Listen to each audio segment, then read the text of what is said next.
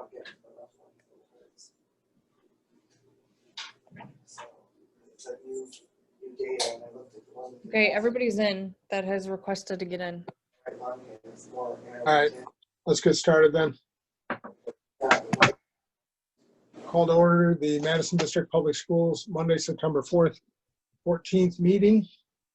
Let's start out by Pledge of Allegiance, Mr. Pittman. Mr. President, before I get started, with your permission, would it be possible to have a quick moment of silence after the Pledge of Allegiance in honor of what was an asset to the city of Madison Heights and our district, Mr. Matt Helton? Thank you, Bill. I was going to ask the same. That's fine. Thank you. But let's do Pledge of Allegiance and roll call, and we'll do that. Okay. I pledge allegiance to the flag of the United United States States of America and to the and to the republic republic for which it stands, one nation, under God, indivisible, with liberty and justice for all. All right, Sarah, can we get a roll call vote? Mr. Holcomb. Or Here. Ms. Castle. Here. Mr. Kimball. Here. Ms. Ott. Here. Mr. Pittman. Here. Ms. Scott. Here. And Ms. Thompson. Here. All right, Mr. Pittman, if you want to say a couple words along with the I just would just wanted to thank you, Mr. President. I just thought we would have a moment of silence, and if we just take a moment and you can command us back in when you're ready. Is that okay? All right, let's go. All right, thank you.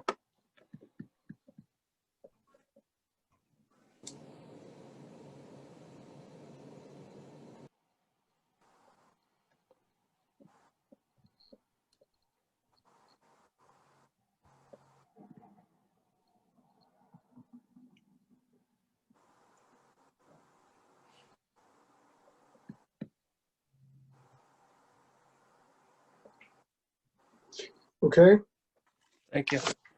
move on with the meeting. Public fundamentals. Public input is fundamental to the operation of the Madison District Schools.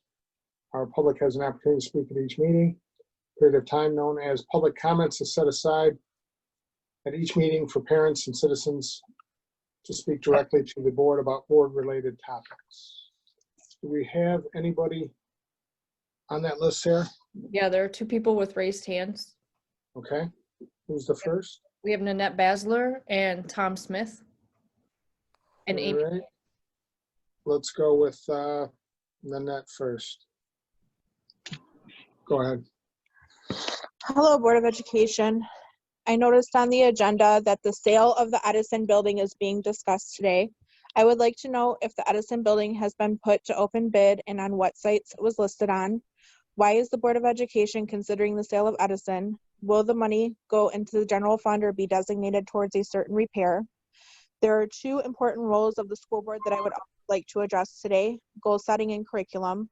From what I have seen over the past 2 years, neither have been a focus of this Board of Education. Without the school board having a vision and setting short and long-term goals in relation to curriculum, our students' education slips through the cracks. I'm going to give you two recent examples. Last month, I received an email that MDPS withdrew from the CASA program. 3 days later, I received an email from CASA that they were going virtual.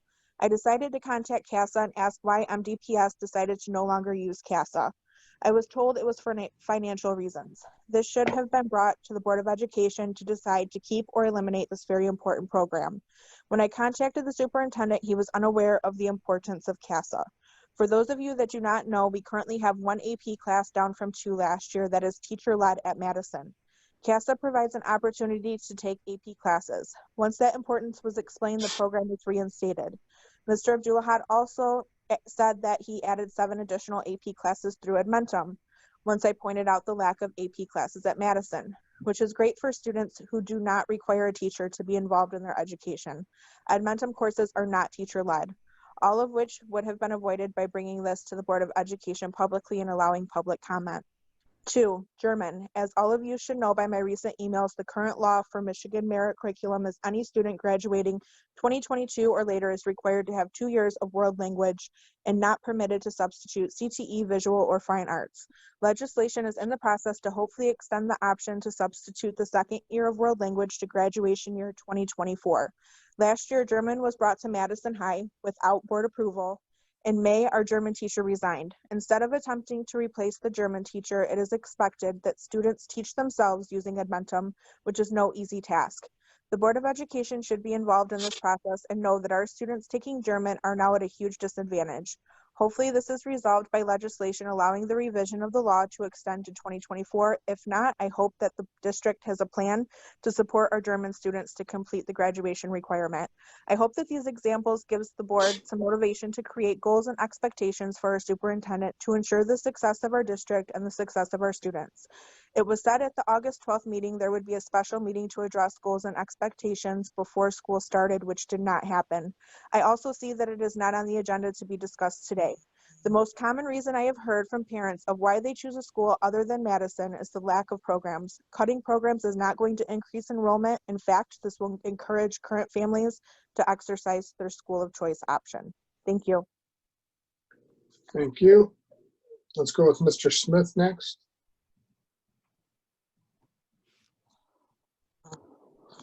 I'm unmuted. Can you hear me? Yes. Yes. Okay. I'm Tom Smith. This is my opinion. When I first addressed the previous school board on the findings of the State Board of Education audit in December 2018, one of the first things I said was a quote from the report. It said, "We noted several questionable business practices, but did not determine conclusively there were inappropriate or illegal relationships." So the state audit said nobody got caught breaking the law. Not conclusively. That wasn't reassuring. I think that's why the old board was voted out. The state audit found several failures in financial controls by the prior school board and administration. These are serious deficiencies. The state audit is a public document. I think it should be posted on the school board's website like the annual audits.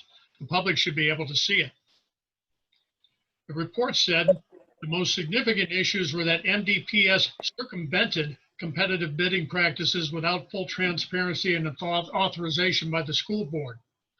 The bidding practices are there for the public's trust.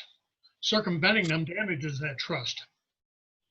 I was also very disturbed by the, quote, questionable use of petty cash, unquote. It should only be used for limited small dollar purchases. The audit cited tens of thousands of dollars in purchases out of petty cash. The report noted the high risk of misuse of petty cash. Misusing petty cash is a large warning flag for malfeasance.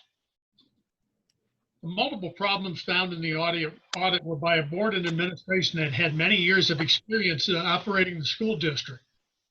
I think they should have known better. Failure to follow established accounting practices increases the risk of misuse of the district's assets. That's why it's unacceptable for me for the people involved with that board to return. They need to move on. The new board came in and replaced the prior administration. I think that was necessary to restore confidence in the financial management of the district. The new administration has been a substantial improvement over the prior one.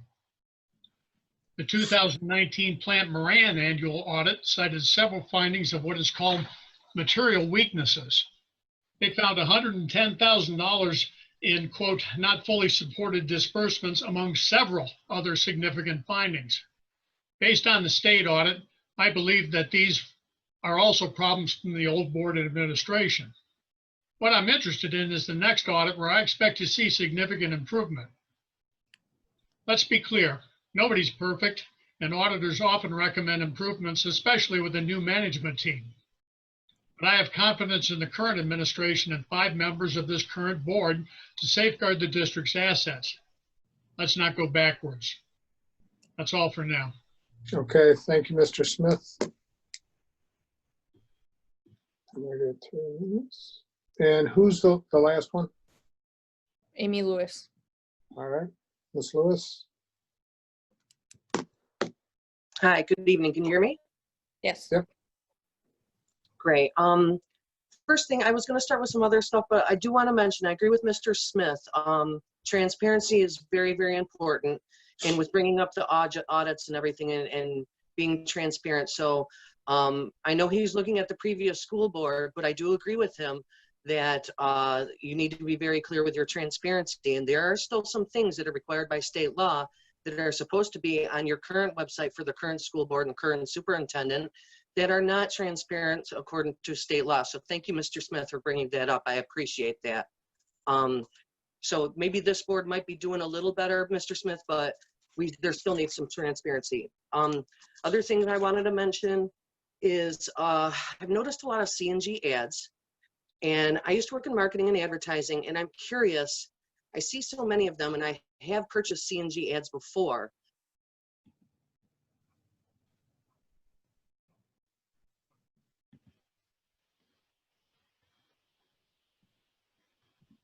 Amy, I think we lost you if you're still Sorry about speaking. We can't hear you.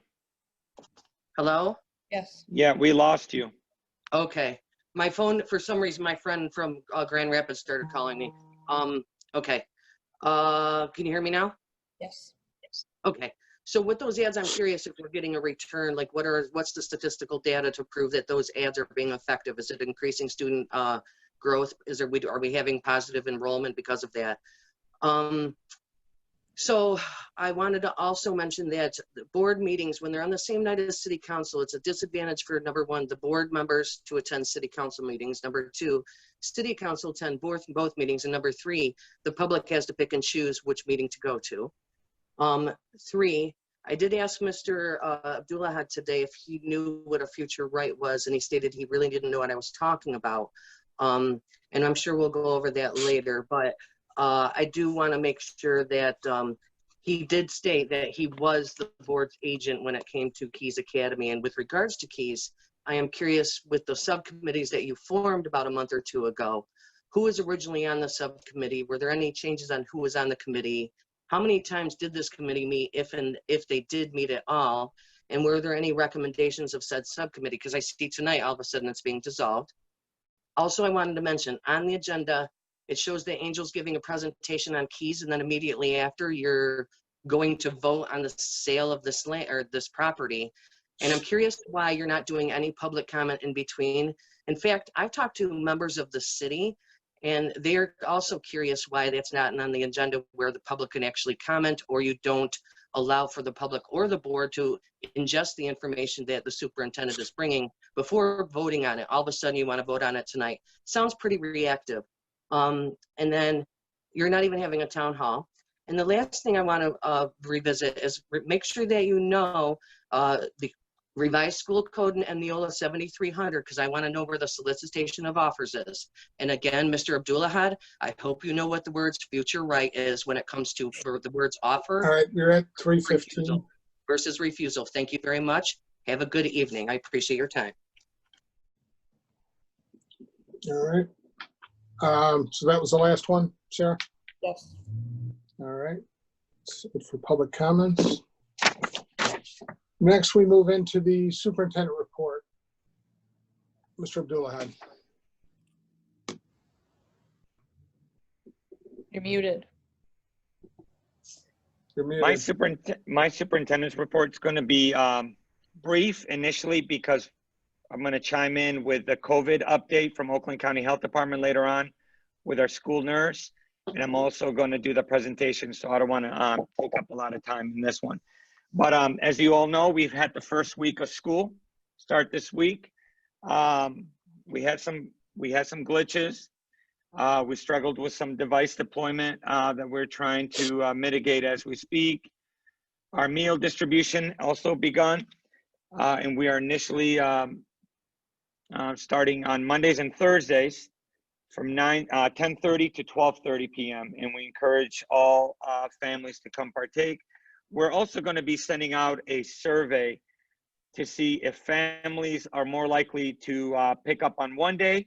That way it does not disrupt their instructional day if they're helping their children out. So this survey is going to ask, we're going to assess the workload. Is it too much? Is it too little? We just want some feedback from families. We're going to assess connectivity issues.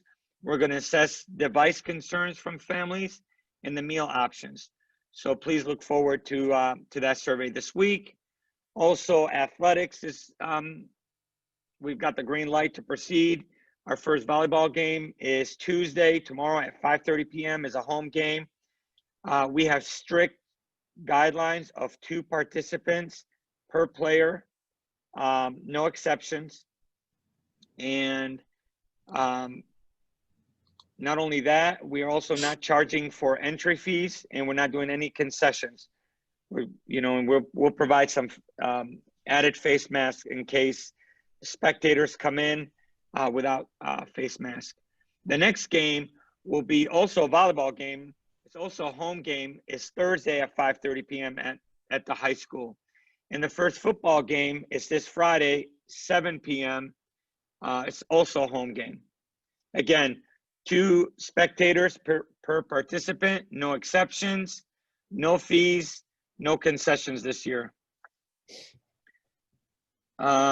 That is it for this piece of the update, Mr. Kimball. The rest I'd like to reserve for the presentations.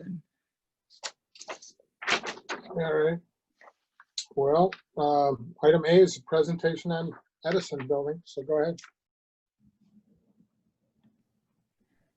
Thank you, Mr. President. Again, so this is just some data to inform the public. And so if you allow me to share my screen, Sarah. Did you request it? Yes. Yep, I just requested it. Host disabled screen sharing.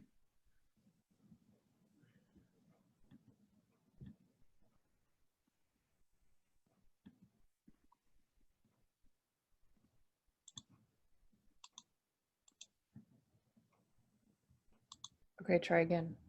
Okay. Host disabled. What if you, would you still be recording if you made me host for a second so I could do this? Try And one then more switch. Okay. Oh, yep, I see it now.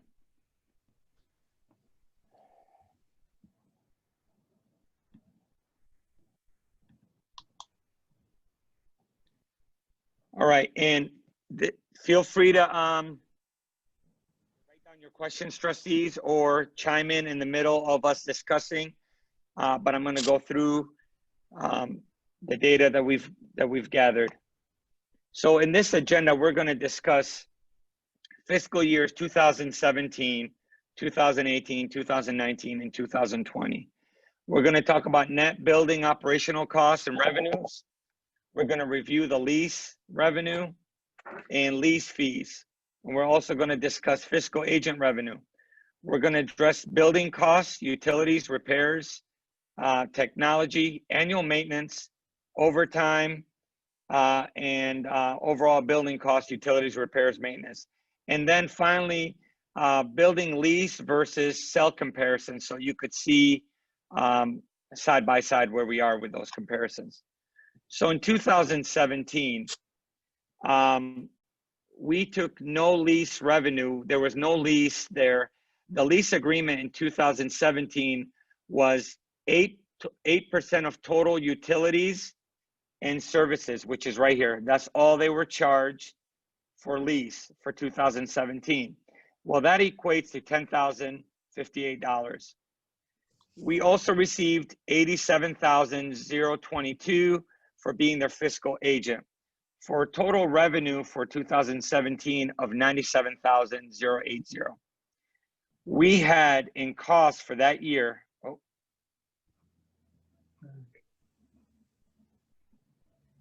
we had $53,504 in utilities, $42,024 in repairs, mostly done by emergency restoration. We had $24,895 in technology, and we had annual maintenance grass cutting costs for $2,509, snow plowing for $700, fuel and salting $1,600. So the overall cost to the district to lease that building to Keys Grace Academy was Total cost $125,244. You brought in $97,080 in revenue. You had a net loss of $28,164 for 2017. In 2018, there was a lease agreement signed by the previous CFO, Michelle Sherman, and Keys Grace Academy. The initial lease for that year was $150,000 charge. We brought in $85,822 in being their fiscal agent for a total revenue of $235,822. We had utility costs of $61,653, repairs of $51,558. Again, almost all emergency restoration. $26,400 in technology. Grass cutting, $2,654. Snow plowing, $737. Fuel and salting, $1,640. For a total cost of $144,642. Now, if you take the total revenue less the cost, you netted $91,180 in 2018 for having Keys Grace Academy rent the Addison building. In 2019, the lease revenue was $225,000. Then you got 3% for being their fiscal agent, $114,504 or 502, sorry, for a total revenue of $339,502. That's total revenue. Utilities, $73,416. Repairs, $50,247. Again, mostly emergency restoration. Angel, why do you have to keep adding that? Mr. Pittman. Why does he have to keep adding that? I don't get it. I'm going to show you in the next slide, Mr. Pittman. I understand. I'm going to show you in the next slide. You're right. I could do without saying it. You're right. Technology, $28,200. Total cost, $156,893. Net revenue is $182,609 in 2019. In 2020, lease revenue was $250,000, being their fiscal agent, $122,954. Total revenue, $372,954. Utilities, $60,156. Repairs, $320 only. That's why the reason I say that. If you compare the last 3 years to this last 19-20 fiscal year, you see a significant drop in repairs. Technology was. Excuse me, Mr. Abdullah, it's still unnecessary. Well, hold on. Mr. Abdullah has the floor. I've not given the floor. I've not given the floor to anybody else. Let him. Mr. Abdullah. Technology. Point of order. Point of order. Mr. Abdullah had said we could ask questions as he was going along. We're at recess. Oh, Okay. come on. Oh, come on. Abdullah has the floor. You do not interrupt. So we are at recess.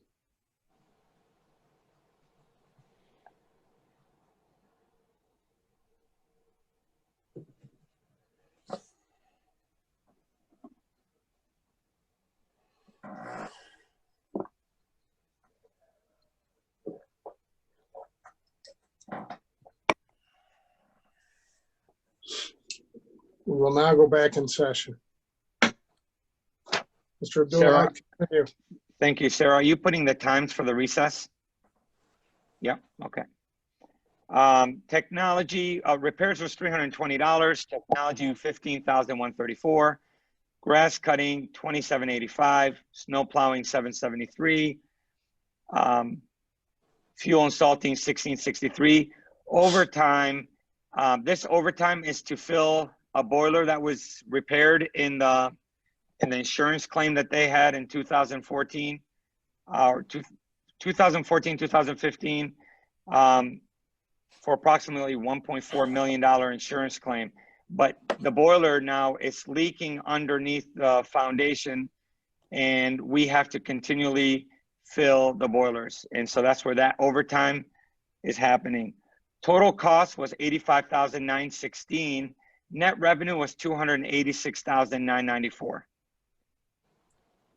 Now, if you look at the lease versus sell comparison, what we did here, We took the last 4 years of utility costs, we divided them up by 4, then we multiplied them by 5. The reason we multiplied them by 5 is that's how much remains on this lease if the board decides to keep this lease until it ends. So we took the picture of, this is the projection for the remaining life of the lease versus the sell option for 5 years. So if you look at lease revenue the next 5 years, 1.475 million. If you look at, the reason we got this number is because every year until the last year, they go up. Next year will be 280,000. The following year is 290,000, then 300, and then 310,000. And so that's how we got that lease revenue. Being their fiscal agent, we projected this year's FTE state aid, and we just took that across 5 years. We projected across 5 years. That's where the 513,000. That's for us being their fiscal agent. I'm sorry, Mr. Pittman, go ahead. I didn't say anything. I moved my phone and maybe it. Oh, okay. I didn't say anything. Okay. So total revenue for 5 years, if we continue leasing to Keys Grace, would be 1,988,000. Now we took their utilities. Total for the 5 years would be 325,000. Repairs would be 255,000. Technology would be 127,000. Annual maintenance, 29,000. What we did with annual maintenance, we combined the snow plowing, the grass cutting, the salting and fueling. That's where we got that number. Overtime, 27,000. Now future liabilities, we put 1.5 million. We're looked at the life of the roof. We don't have any data that the roof has ever been replaced. The foundation and the boilers are, the boilers we have to dig to see where the leak is coming from that's underneath the foundation of the building. And given the age, so we anticipate in the next 5 years having liabilities being 1.5 million.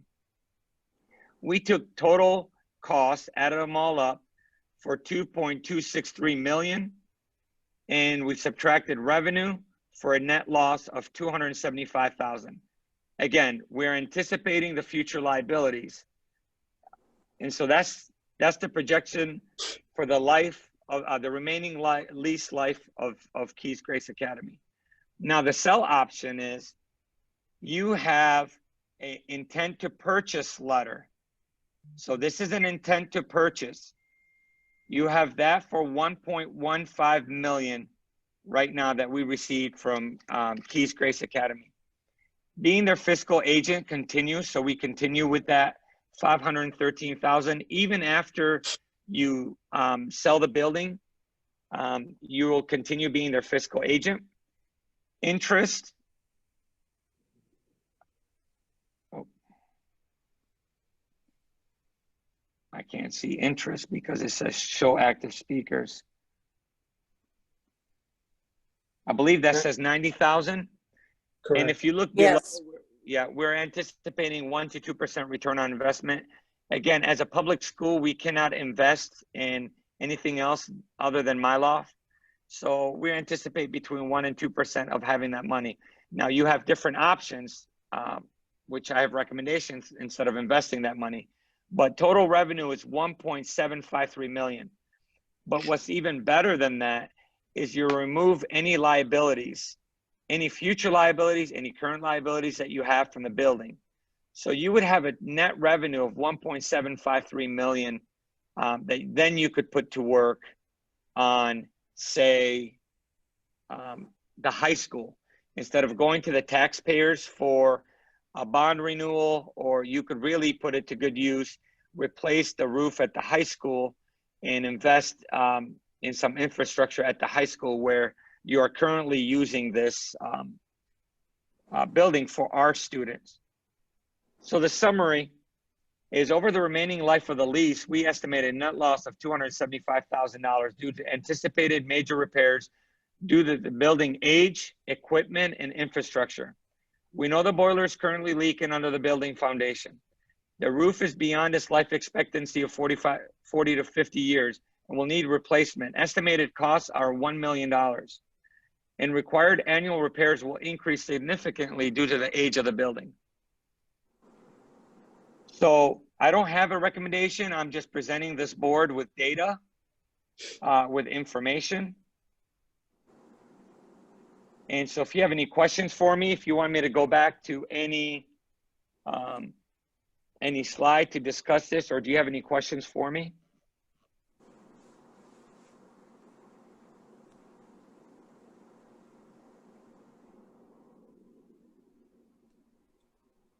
Mr. Abdullah, Yes. okay, so if we sell this, the monies will go to the high school, the schools that need repair. It can go for books. It can go for all these other things that the parents and people's been saying we needed, right? So your number one liability right now is Madison High School. I actually, I think on August 28th, and you know what, I'll try to send it to myself. I walked around and we literally have buckets, garbage buckets that are collecting water from a leaky roof at Madison High School, which our building, we have mold all in the ceilings, and we are one major disaster away from you know, serious. I just want to send this video. So I would say you sell this building, you don't invest in books. You have money and you have grants for books. You need infrastructure. You need a roof, boilers, you got water main. Your main water line at Madison High School is completely rusted. If that goes, there's going to be water everywhere. And we don't even know where to begin because there's so much that is needed at Madison High School. Okay, And, since I've been on the board for what, 9 months now, I've heard a lot of parents complaining about the roof. So this would go to fix the roof. Absolutely, and the board could pass a resolution. The board could pass a resolution to say, we dedicate this money to the repairs, or, I mean, you could pass a resolution to isolate how that money's spent. Therefore, that money cannot be spent in any other way other than the way that you directed it to be spent. Mr. Abdullah, Yes.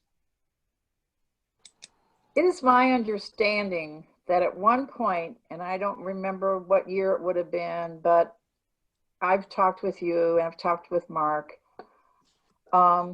There was money, a grant or something that was allocated to us for the roof at Madison High School. Is that correct? No, it was for air No, conditioning, I believe. no, that is, no. And I think it's 2013 and 2014, there was a grant to go year round for, I believe, 750,000, but that was to go year round. It typically is to set up HVAC and heating and cooling to go year round, but that was for Madison Elementary and Wilkinson Middle School. Actually, it was for Madison Elementary, but I don't know how it was used, but it wasn't for a roof. So, Mark, so how old is this roof we've got right now on this high school? It was replaced in 1997 as part of the bond issue back then. And it So- hasn't been addressed since then? 23 years old. It's not been addressed since then as far as replacing it until now? They've No, it's done been- patchwork. It's been repaired over and over and over. And why was that, I wonder? Why did we keep repairing and why wasn't it addressed? I guess that's old news, but it looks like we are in a position right now where we need to do something. Correct. Excuse me, Board President. Mr. Pittman had a comment to a question. And I had my No, hand I'm raised. sorry, I was tapping my fingers maybe. I don't know. Well, okay. the problem with raising your hand is when you're not showing your face, we can't see your hand raised. I'm sorry, but I raised my hand in the participants. So how do you want me to handle this? Do you want us to just interrupt each other, or, because I don't want you to have to take a recess again. So how would you like to? Well, Sarah's got control of the council. I guess the question I got is, why aren't you just showing your face like everyone else? Because Mr. Abdulahad has been told that I can't get it to work. I've told them this 5 or 6 times. So with your tablet? With the iPad. So We've he's offered aware to, that- we've offered, I am aware, we've also offered you, you know, we could fix it for you. But I understand if you have concerns coming in or out of the house because of COVID. But I've offered you, you opportunity did to not come give in. me a time to come in, and I also needed the new board books installed on my iPad. Okay. So we could let me do that know. for you. We could do that for you whenever you want. You just come in here, and it would take us 15 minutes to set everything up for you again. Well, I believe Mr. Pittman next, and then you, Beth. I don't know how you're doing it. That's why I'm asking you, Board President. All right, let's do it. Actually, I did not have a question. I didn't have a Pittman. comment. I did not have a comment. Yeah. I don't know. Maybe like No? I tapped my fingers and my thing lit up, but I did not. All right, well, I'm sorry. Ms. Scott, then it's yours. Go ahead. Okay, so this is for Mr. Abdulahad, please. Mr. Abdulahad, when did you complete this presentation that you just did for us? What do you mean? When did you have this presentation completed? Friday or Saturday. Okay, so you didn't want to send it to the board members prior to this meeting because this presentation this evening on the Edison building reminds me of when we did your superintendent evaluation. It's like data 5 minutes before we were to go into the board, into a closed session. As the board recalls, you know, it's a lot of data. It's a lot of stuff to ingest. Sure. Within a 10 or 15, 20 hour meeting. I mean, I don't know how everybody else feels, but this is an 81-page agenda. And I have a child in school, Zoom, schoolwork all day on the computer. I just picked this up Thursday. I'm not able to get into the board books, the new board books. Was having trouble getting into the new email in the beginning of the week. As Sarah knew, I was missing a contract and didn't receive that after several emails. So wouldn't this be like something, like this is a lot to digest.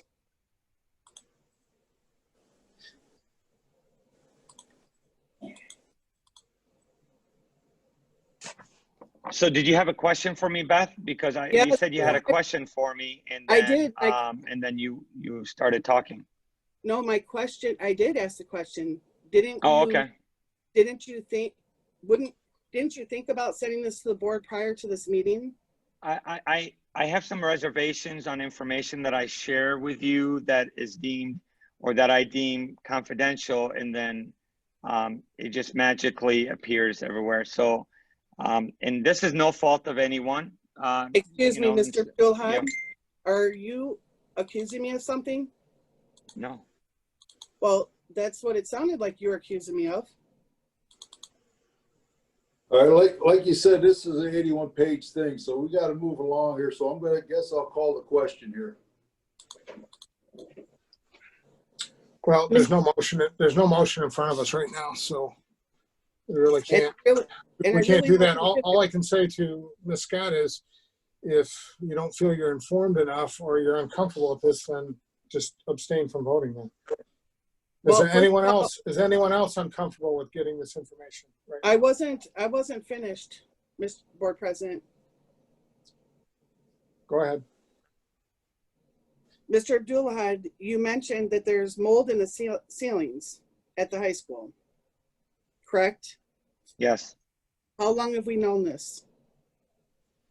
This is not new, but I don't have actual data of how long we've known this. So and and it's not tested, so we don't know what kind it is, but you could see that some of the tiles are moldy, decrepit, they've fallen apart. and you can see some of them have mold on it. So Great sales pitch. So What's that? we've never known, I mean, we've known about this for well over a year. No one thought about testing that mold, considering we have students, staff in that building.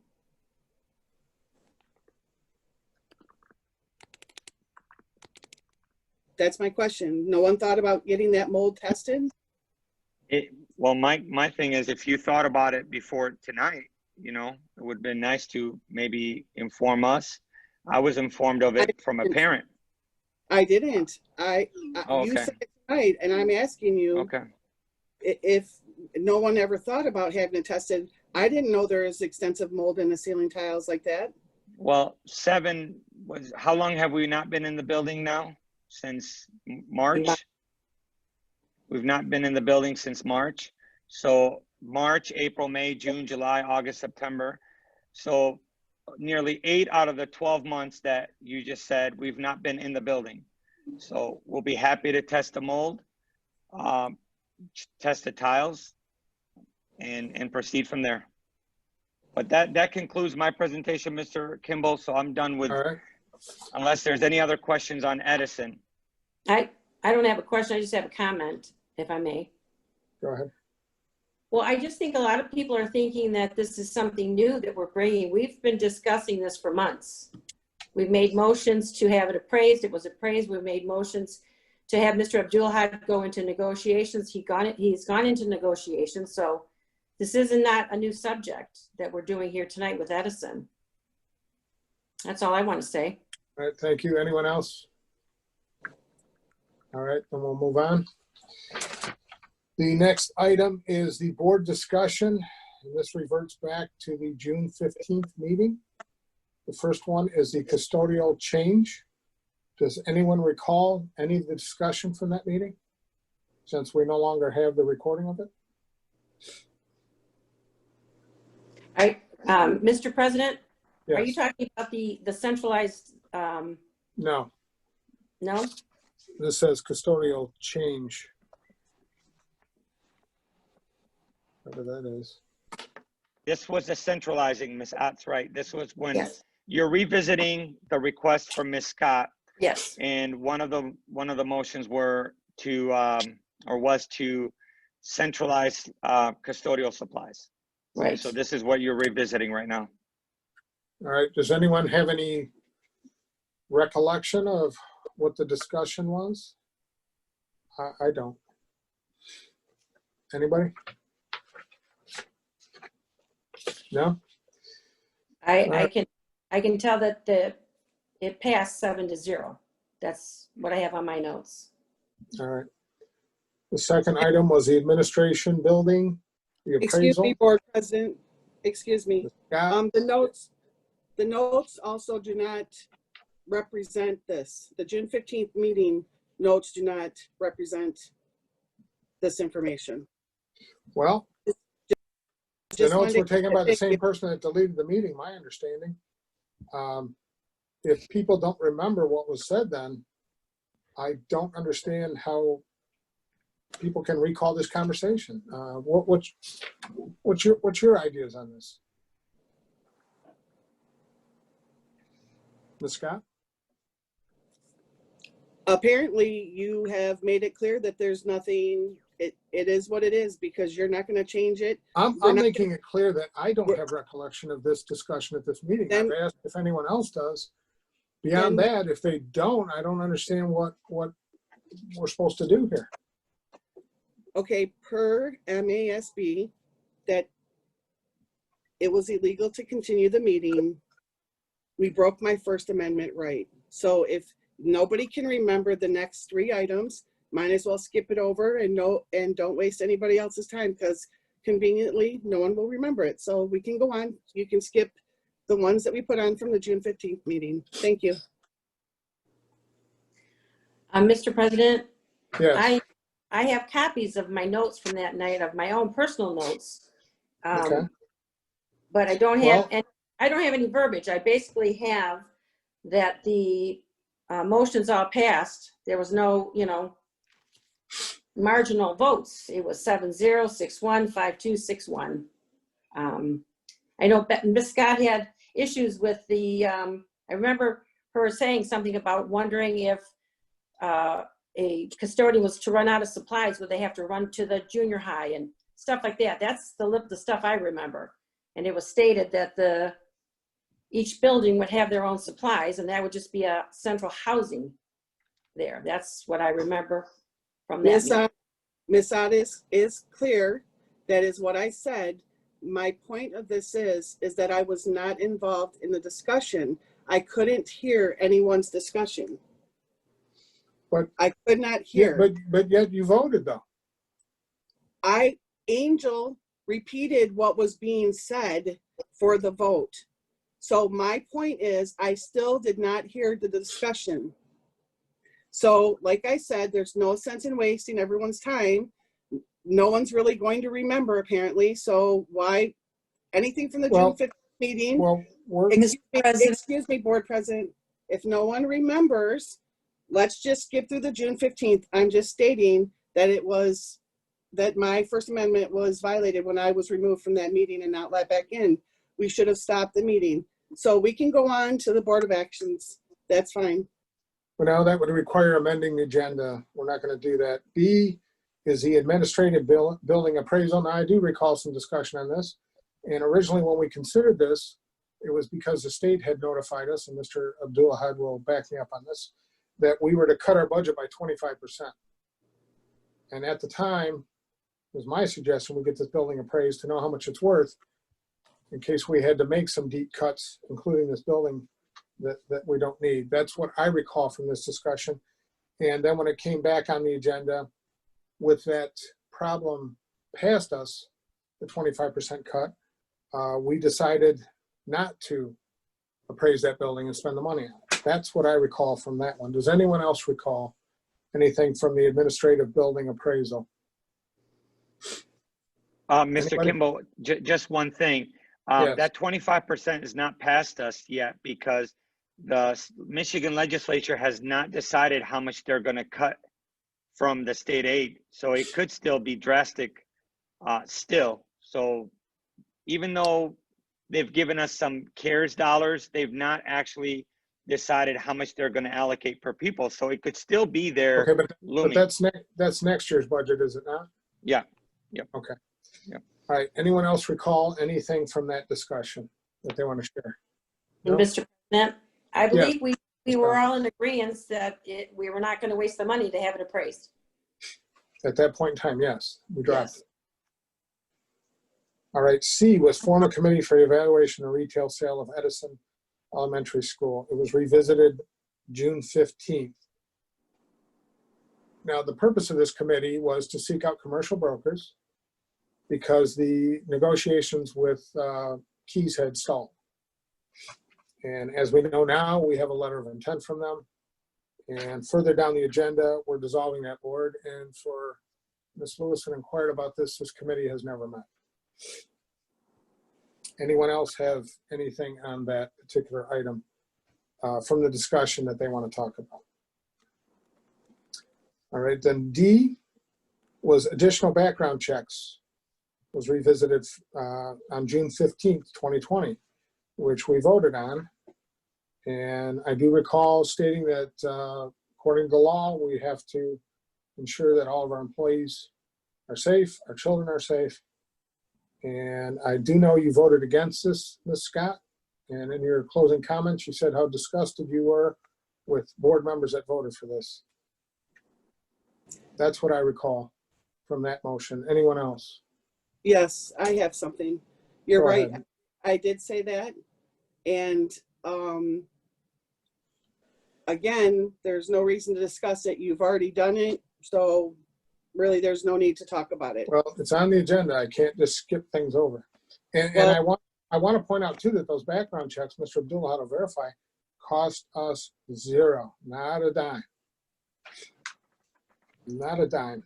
And we're going to cover that in the human resource report. Mr. President, Yes, Mr. Pittman. But the only thing I think I recall from that conversation at that time was that it was going to cost. It did end up costing zero, but there was a cost We at the were time it was unsure. discussed. Yeah, we were unsure. We were quoted $10 a piece, Right. and it turned out to be zero. Right. I still think $10 a piece to ensure the safety of our employees, our staff, and our children are well worth it. Agree. Well, All and right. you can understand why I would be disgusted, because once again, from the administration office. Actually, Ms. Scott, I don't understand that, and I don't want to have a discussion. I don't understand how you'd be disgusted with the safety of the children complying with the law, because there was some result from this. Mr. President. And we'll get into that in the HR report. Mr. President, you asked me not to interrupt you, so please don't interrupt me. The reason I said that I was disgusted, we were wasting money on something that our front administration office said was going to cost $10, but it had already been done, and Mr. Abdullahad did not step in and say that it was anything different. So yes, Well, that administrator that was assuring us I that wasn't finished, Board President. I'm was sorry. wrong. Okay, I wasn't finished. Okay. So that's the reason why I was discussing that we would waste money, because once again, we were getting wrong information from the administration officers or from the administration building. Thank you. Well,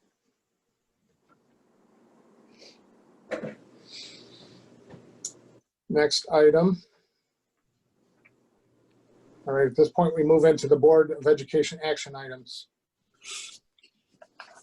And it is recommended that the Board of Education approve the proposed minutes from the 8/3/2020 regular board meeting. Would someone like to take this motion? I'll take it, Mr. President. All right, thank you, Ms. Castle. Do I have a second? I'll second. All right, Mrs. Thompson, thank you. Discussion? Okay, roll call vote, Sarah, please. Mr. Holcomb, Yes. Ms. Castle, Yes. Mr. Kimball, Yes. Ms. Ott, Yes. Mr. Pittman, Yes. Ms. Scott, Yes. Ms. Thompson. Yes. Motion passes 7-0. Okay, next item, it's recommended the Board of Education approve the proposed minutes from the 8/12/2020 special board meeting. Does someone have this motion? Mr. President, the motion?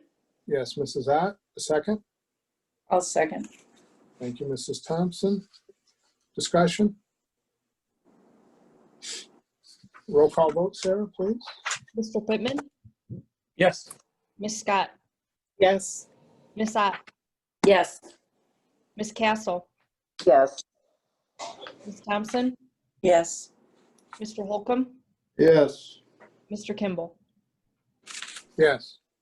Motion passes 7-0. All right, next item. It's recommended that the Board of Education approve the dissolution of the committee formed for the purpose of evaluation retail sale of the property known as Edison Elementary. Will someone take this motion? I'll take it. Thank you, Mrs. Thompson. A second. I'll second it. Thank you, Mr. Holcomb. Discussion. Mr. President, Mr. is there any is there a reason why we would dissolve this and not continue with getting some brokers' opinions on marketing and Well, we already the have whole two thing? commercial. We already have two commercial appraisals. And we I've have a only letter of seen intent- one. We have a letter of intent from Keys. There's no Yeah. longer a need to multi-list this. Why? Why? I Because would think we the would want to. multi-list that you're suggesting to get more money, we should kick Keys out, which No. I'm not going to be a party to. No, and that's why I'd like to have a discussion about it, because that Okay. that is a true, it's a 50-50 thing almost, that we owe it to the people, our residents, to get the most money we can out of that building if we decide to sell it. But I really don't want to see the Keys kids out on the street. Well, They that's- wouldn't be on the street if we continue to lease with the contract that we have. I mean, you've seen the figures, and you see the work that needs to be done at the high school. Yeah, So yeah, I saw the figures tonight. If you don't agree with that, then I say vote no. But this is where we have discussion, and maybe I've thought of things that the rest of the board members haven't. I mean, I know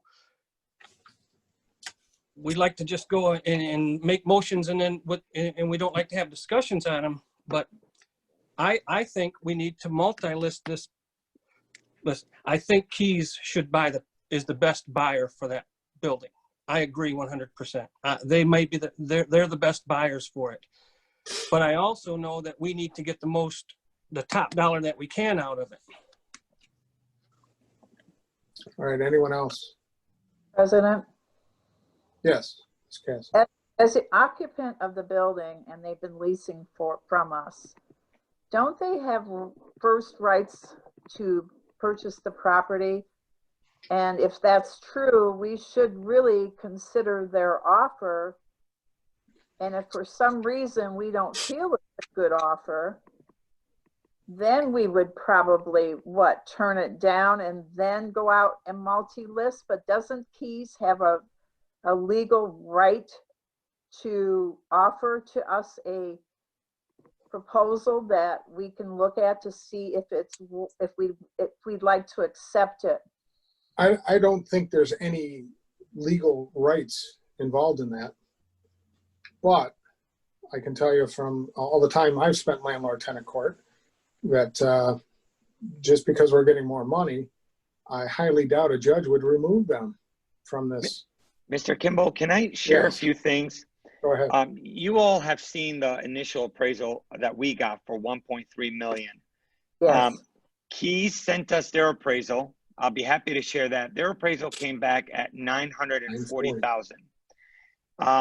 What's really appealing to selling to Keys Grace is, as we continue to be their fiscal agent, if Right. you look at their intent to purchase, or their letter, intent to purchase, we've also expanded being their fiscal agent to 10 years. That alone, being their fiscal agent alone, will yield you $1 million. Over $1 million. In addition to the sale of the building. So Correct. if you look at multi-listing it, hypothetically, and I want to also share, because I see some comments about multiple bids, and I want to share the policy 7300, where it says disposal of real property. And if you allow me, because there's a lot of false, misleading information that's shared out. So if you allow me to share that policy, Mr. Kimball. Go ahead. Okay. Yes. All right.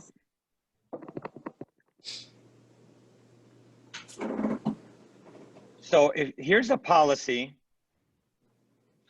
This is our board policy from our board books that we use. Disposition of real property. The Board of Education believes that the efficient administration of the district requires the disposition of property and goods no longer necessary for the maintenance of the educational programs or the operation of the district. The board shall direct the periodic review of the district, of all district property, and authorize the disposition by sale, donation, trade, or discard of any property not required for school purposes. All written offers on real property under consideration for disposition shall be presented as an item on the agenda of a public board meeting. A preliminary review of offers to purchase or lease shall include source of offer, date of offer, expiration date of offer, and intended use of property. All property considered for sale, disposition shall be subject to a current outside professional appraisal prior to the solicitation of offers. All real property considered for lease or sale shall be reviewed by the board prior to the solicitation of offers.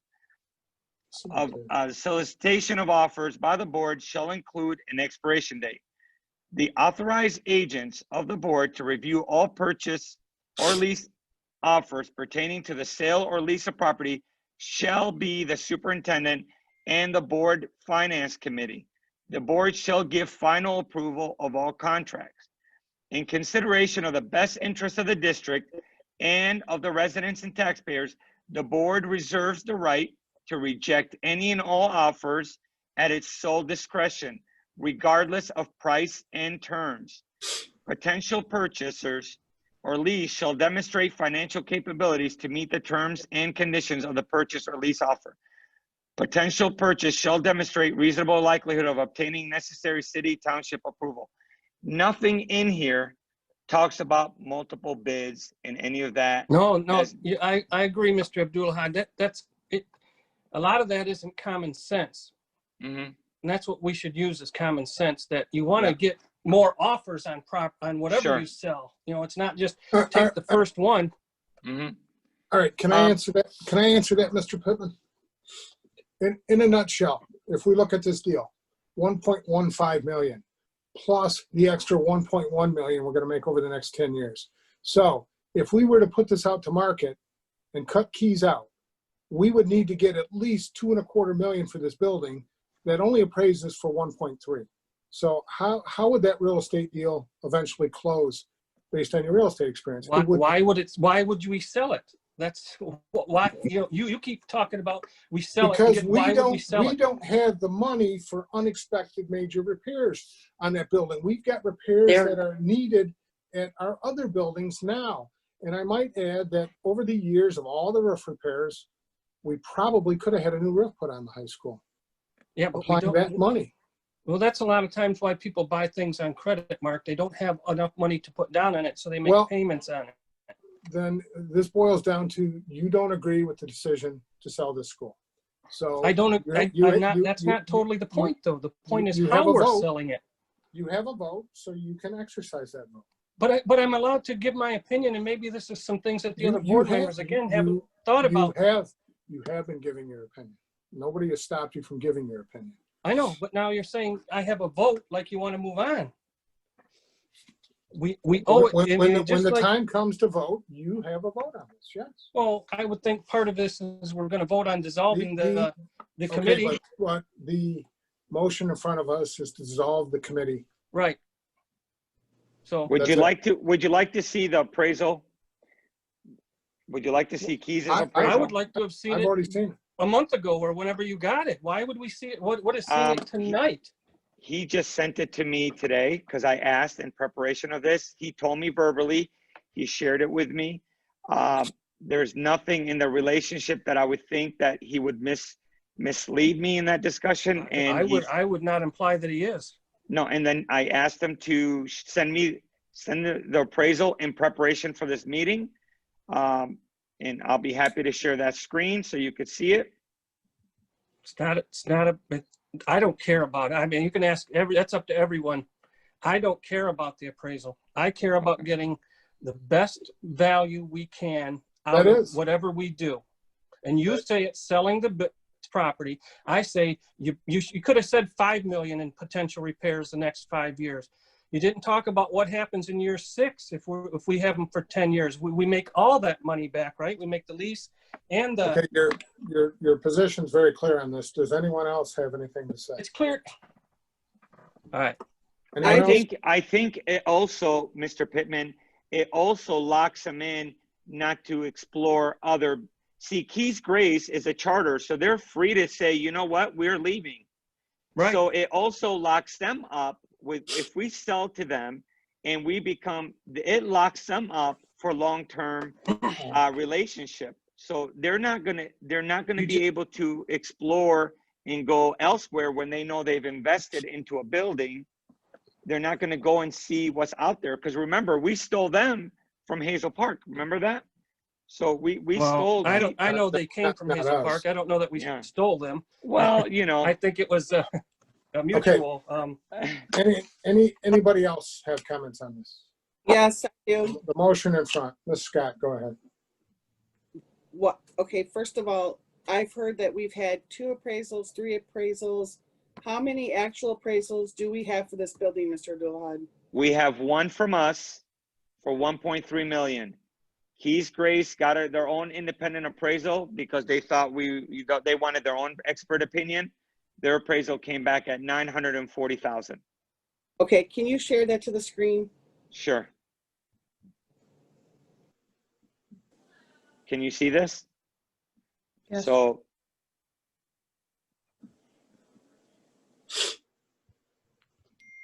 Okay, well, you see this right here, market value as is? Are you Okay, able but to see that? yes, how can we read it that fast? No, I'm trying to find it bigger for you. It's 106 pages. You're not going to be able to read. I was just trying to find the actual. Again, I don't know why we wouldn't have gotten this previous. This is a lot to digest. So here's the thing. And some of you are in real estate, when someone gets their own appraisal, they don't have to share it with you. No. They did us a courtesy by sharing that appraisal. He did not have to share this with me.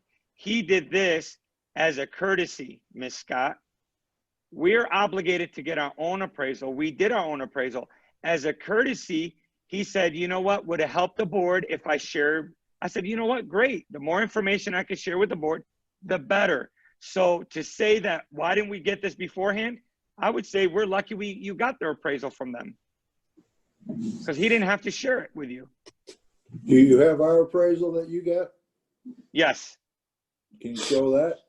Sure. Mr. Abdullahan? Yes. These appraisals were done months ago, weren't they?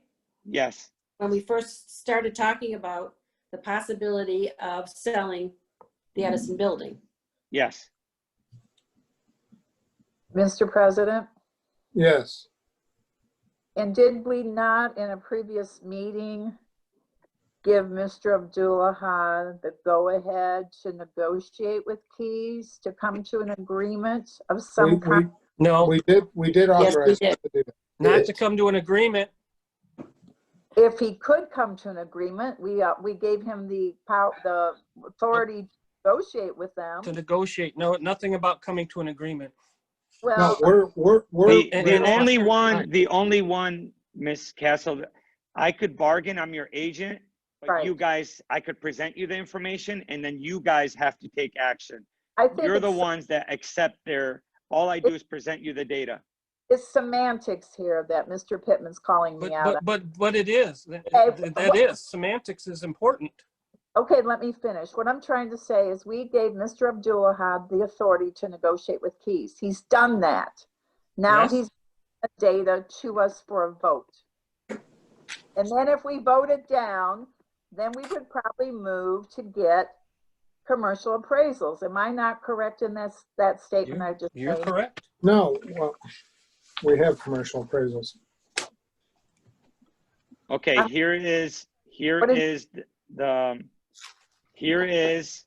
appraisal that we got from Weeman, Rendy, and Associates PC, October 11th, 2019. 1,300,000. Are you all able to see that? Yes. Yep.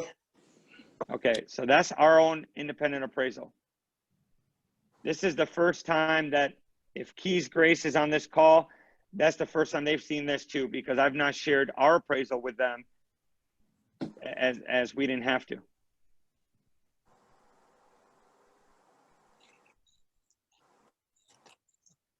I'm sorry, Mr. Kimball, what else were you saying? I don't even recall at that point. At this point, the motion is to dissolve this committee. So if I could add, Mr. President, Miss Castle said that it's just, when you say semantics, that's when it comes down to also, agreements and contracts. There are. You're right. I apologize. You're right. All I was trying to say is that we gave Mr. Abdullahan the power, but we authorized him to negotiate with Keys Academy to see if he could come to an agreement for sale. He's done that. He's brought it to us, and now we need to vote yes or no at some point. And if we vote no, then we go for bids. We're not even voting on that. We're voting on dissolving the committee. Yes. Let's try to stay on the motion we're on.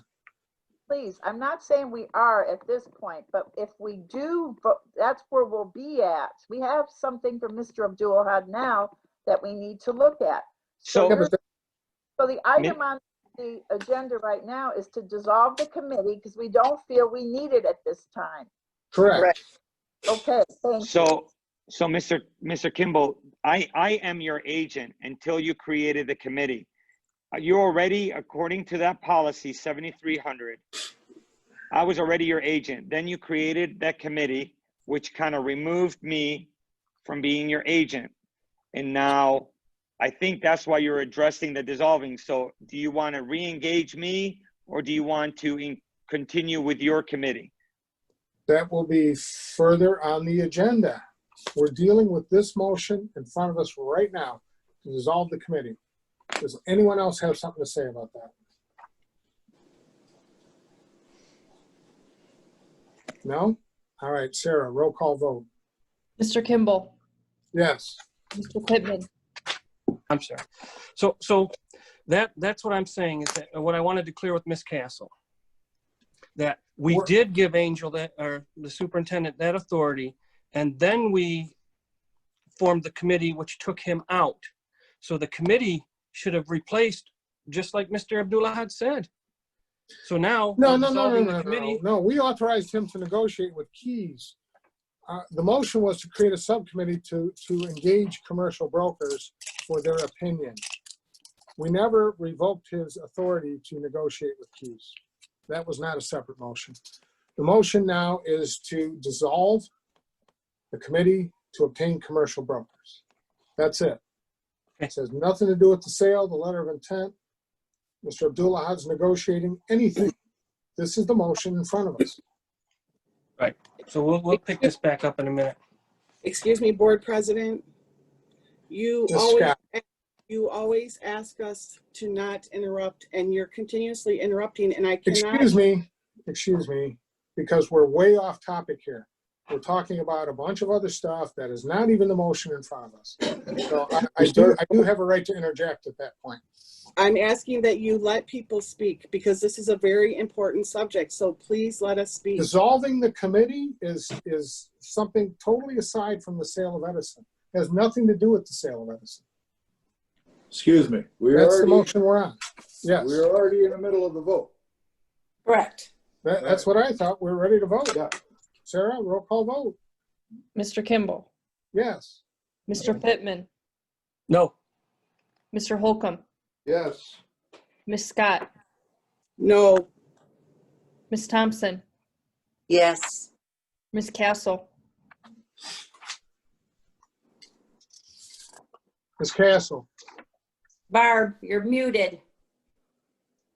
Sorry, I was making a note. Yes. Yes.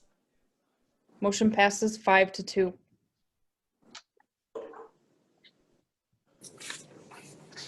All right. Order.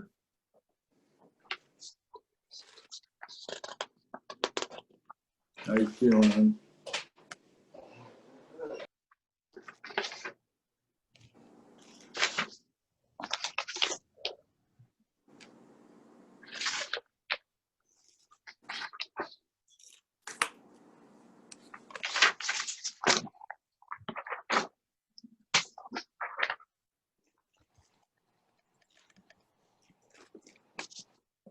All right, next item.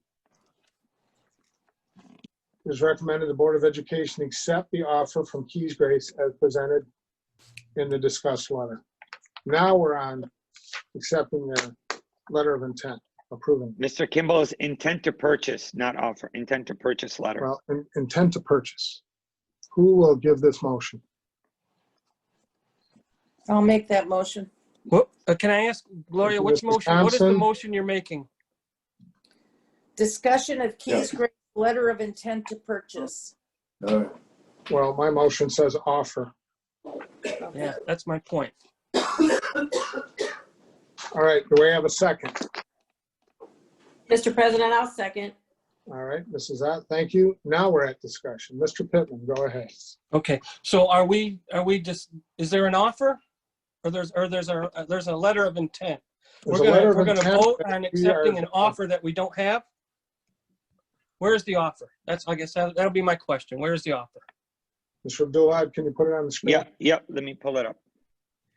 And this was shared, but I'm pretty sure that because you haven't set up your new email, Mr. Pittman, but I'm gonna pull it up right now. If it's a letter of intent, I do have it. I don't have an offer. Well, yes, the intent, does it show 1.15 million? I thought I sent it to everyone. Yeah, and the letter of intent, yes, there's a difference Yeah, between a yep. letter of intent and an offer. Yep. This is not an Yep. offer. Well, my this is- motion reads, accept the offer from Key Grace as presented in the discussed letter. Well, mine That might says be- letter of intent to purchase. Yeah, so I apologize if that's wrong, but And- it's an intent. And But mine the- says it's to accept the offer. So we all have different information. It's on the bottom of the motion. It is recommended that the Board of Education accept the offer from Correct. Keys Grace. But at the top, the agenda topic says discussion of Keys Grace letter of intent to purchase. So what is it? And there is a difference. And if it's an offer, and if we're calling this letter of intent an offer, we can't, I don't know how any of you can accept. It's vote for that. it's a letter of intent. The actual offer, we would have to authorize either a committee or myself to actually start utilizing legal to get an official offer. This is their intent to purchase letter. This is their commitment, kind of assuring that their interest in purchasing this. All right, then it's recommended the Board of Education accept the letter of intent to purchase as presented in the discussed letter. Do I have someone to make that motion? I'll make the motion. All right, Mr. Holcomb, do I have a second? Aren't we already in discussion on that? Didn't we do it? Well, I had to reread it with the proper language. Okay. Do I have a second? Mr. I'll President, All right, Mrs. Thompson, now we're in discussion. Mr. Pittman, go ahead. Okay. So we're going to vote on accepting this letter of intent as an, I mean, what good is us voting on this? It's not an offer. It doesn't have all the terms of what an offer would, a purchase agreement would have. Wait a minute. What good is us approving this? You do recall your time in real estate, right? Yes, I do. What good is? All right, if we That's why accept the I'm letter of asking. intent, then we work with legal to come up with a purchase agreement that spells Well, everything that's- out. Then we approve that too. So, That's how it works. I mean, I guess I don't know, like I said, what does this have to do with any, we should come with a purchase agreement that's not signed or anything yet when we vote on it. I don't understand what this is that we're doing here. It will We're not, going- it will not be signed by our district until we vote on it, once a purchase agreement's made up. Anybody else? Yes, I have a few questions. Ms. Scott? Board President, this is for Mr. Abdulahad, please. Mr. Abdulahad, can you please tell this board if Colasho Empowerment of Young Scholars, which is known as KEYS, is in good standing with the state of Michigan? I'm sorry, I didn't hear that. Is what with the state of Michigan? It was for Mr. Abdulahad, is in good standing with the state of Michigan. But what are you talking about? What's the name of that thing? This is the first I saw it. So, How's it Again, feel? repeat your request. Okay. Okay. Can you hear me, Mr. Abdulahad? I could hear you, but I didn't hear the full name of the. Okay, so can you please tell this board if Colasho Empowerment of Young Scholars, which is KEYS, correct? Am I correct, Mr. Abdulahad? I'm still listening to your question, so please finish your question. That's what You're correct, Beth. It's in the purchaser on the letter of intent. Okay. He's playing games. My question is Mr. Pittman, refrain from your comments, please. Is KEYS, also known as Colasho Empowerment of Young Scholars, in good standing with the state of Michigan? In what regards in good standing? Lara, the Department of Licensing and Regulatory. You know For where young you register? children? I know what Laura is. Thank you, Ms. Scott. Okay. I have to say is Laura. I would have to research that. I don't know. I don't know Okay. if Laura could give you some corrective action, which we ourselves received, but does not mean that we were not in good standing when we were cited under Laura violations. We were never out of good standing. Just means you have corrective action. But I could look into it. Okay. Specifically, Laura and Keys Grace. But again, we're their fiscal agent only. Okay. We are their fiscal agent only. So I will find that out for you. Okay. If we're allowed to, if we're allowed that information. Okay. Well, I've done the research, so let me tell you. Okay. As of February 18th, 2020, Keys has not been in good standing. Keys has failed to file for 2018 and 2019 paperwork. The state law is Michigan Act 23 of 1993, number 450.207, which is basically a business is supposed to file with the state by February 15th of each year. And after 2 consecutive years, if said LLC fails, they are deemed not in good standing. The business can still operate, but someone can file for that business name and actually take it away. And also, said business is not protected by the LLC, and any investors or financial partners can be liable owners, can actually be personally sued. So I'm asking Mr. Abdulahad, if we are their fiscal agent, can we be held directly liable for anything that could come up against Keys if Keys is not protected, especially since we have a lease with them right now? I can answer that. Hold on, Mr. Kimball, I'm not finished. So if we're going to be, if we're going to be the fiscal agent, if it gets voted that we sell the building, we are going to be the fiscal agent. I would assume that we could be held liable. So in my opinion, that's incorrect. That's incorrect. To assume that. Okay, well, you would be wrong in assuming that.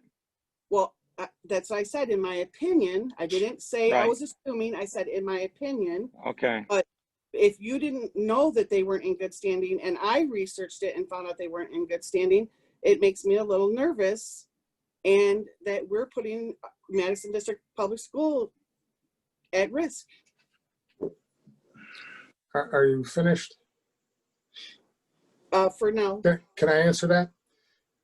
I made inquiries with the state myself in regards to any fiscal activity, any loans Keys takes out, anything they do, are we responsible? The answer is absolutely not.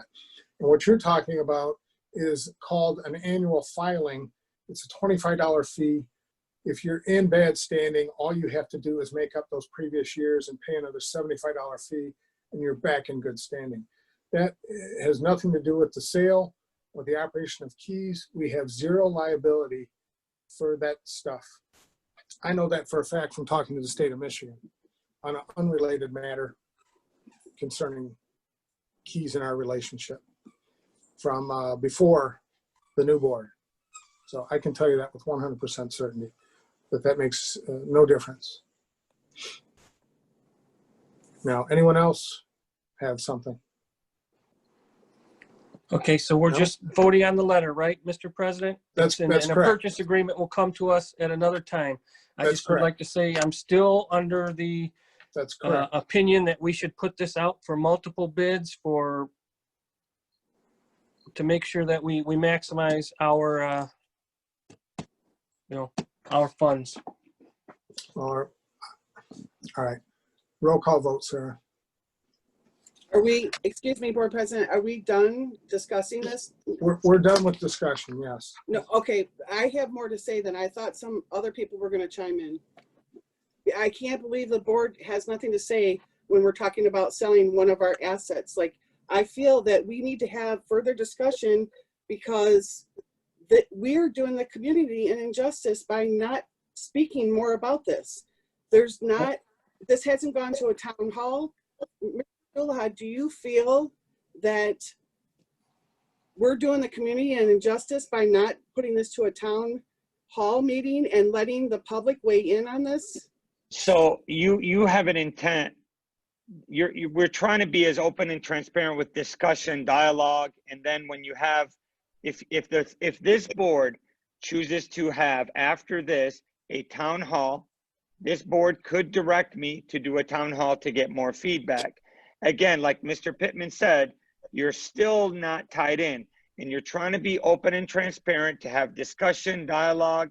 At the same time, you're guiding people to see this is where we're intending to go, and you're trying to be open. So if this board would like a town hall discussion after the fact, you can, because you're still not married to that, because you still have a, like Mr. Pittman, both Mr. Kimball and Mr. Pittman have real estate background. They know that until you have a purchase agreement in place, it's just discussion.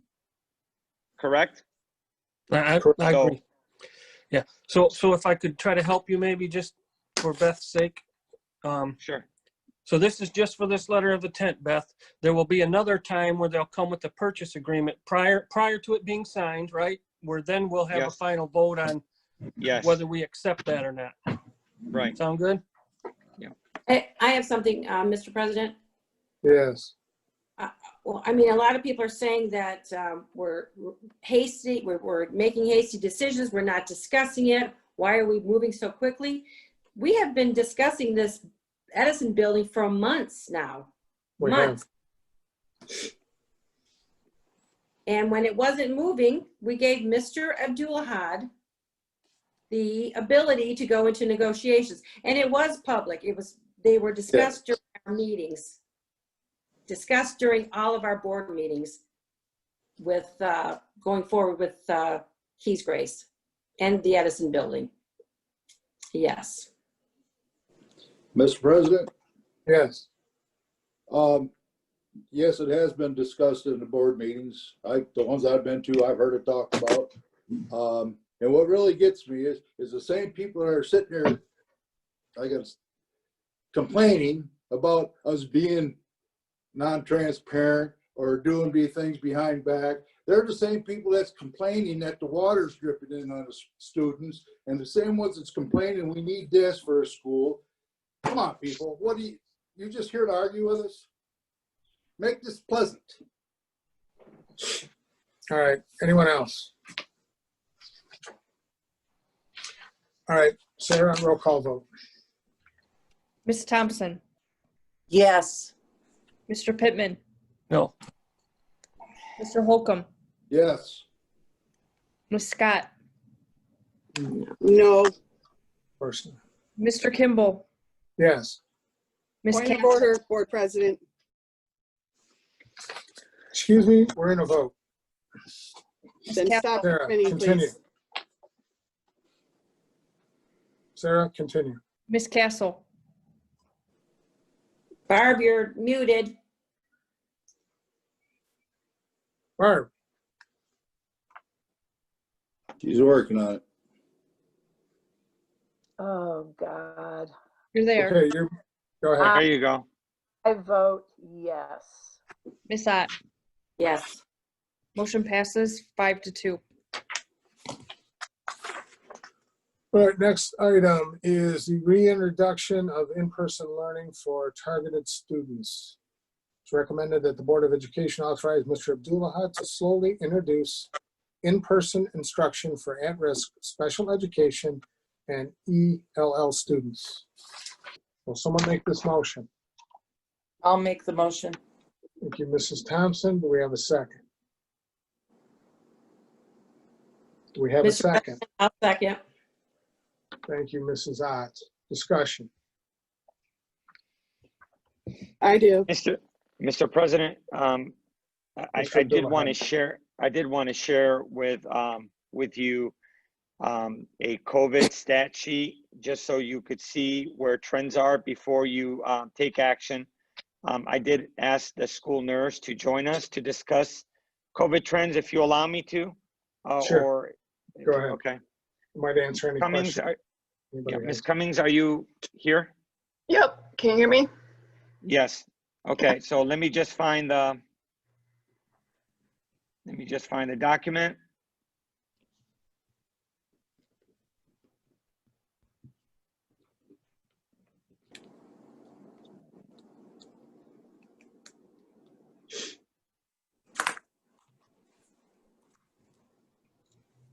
Okay, so before we begin, Mr. Kimball, we started about 2 weeks ago, started meeting with Oakland County Health Department 3 weeks ago,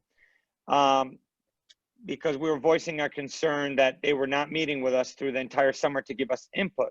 So about 3 weeks ago, we started meeting with them to get trends. We asked them to overlay the district boundaries over zip codes. So when families did a zip code search, district, they could see where trends are. And then they gave us a weekly stat sheet of COVID trends broken down by age, 0 to 3, and so on. So I'm going to share that screen with you. Then I asked Ms. Cummings, our school nurse, to discuss this with the Board of Education before taking action. All right, Ms. Cummings, can you see this? Okay, yep. So the health department breaks it down into 2-week intervals. And so they have it August 20th to September 2nd, and then August 27th to September 9th. So at the top there, you can see confirmed and probable cases reported by the health department last 14 days. So over the 4-week period, really, it's decreased by about 150 cases. The 14-day average daily case count has also decreased from 103 down to 92. The 14-day average daily death count for the first 2 weeks is 0.5, and then pretty steady at 0.79. It's still less than 1 per day. 14-day average tests per day, those are down about 300 over the past 2 weeks. Percentage of confirmed probable cases that are hospitalized, that has remained steady at 3.5%. The percent positivity rate is up a bit. And in general, those are the college kids that they're seeing. Healthcare capacity and the testing, tracing, containment infrastructure, those all remain strong in the health system. So this little chart down here shows the total cases in Oakland County. So the 5 to 18-year-olds, those are our, school age kids. Those cases are all down, which is fantastic. The only ones that are up really are the 0 to 4-year-olds. And then I also included on the bottom there, the 19 to 29-year-olds, those are up because those also include the college students.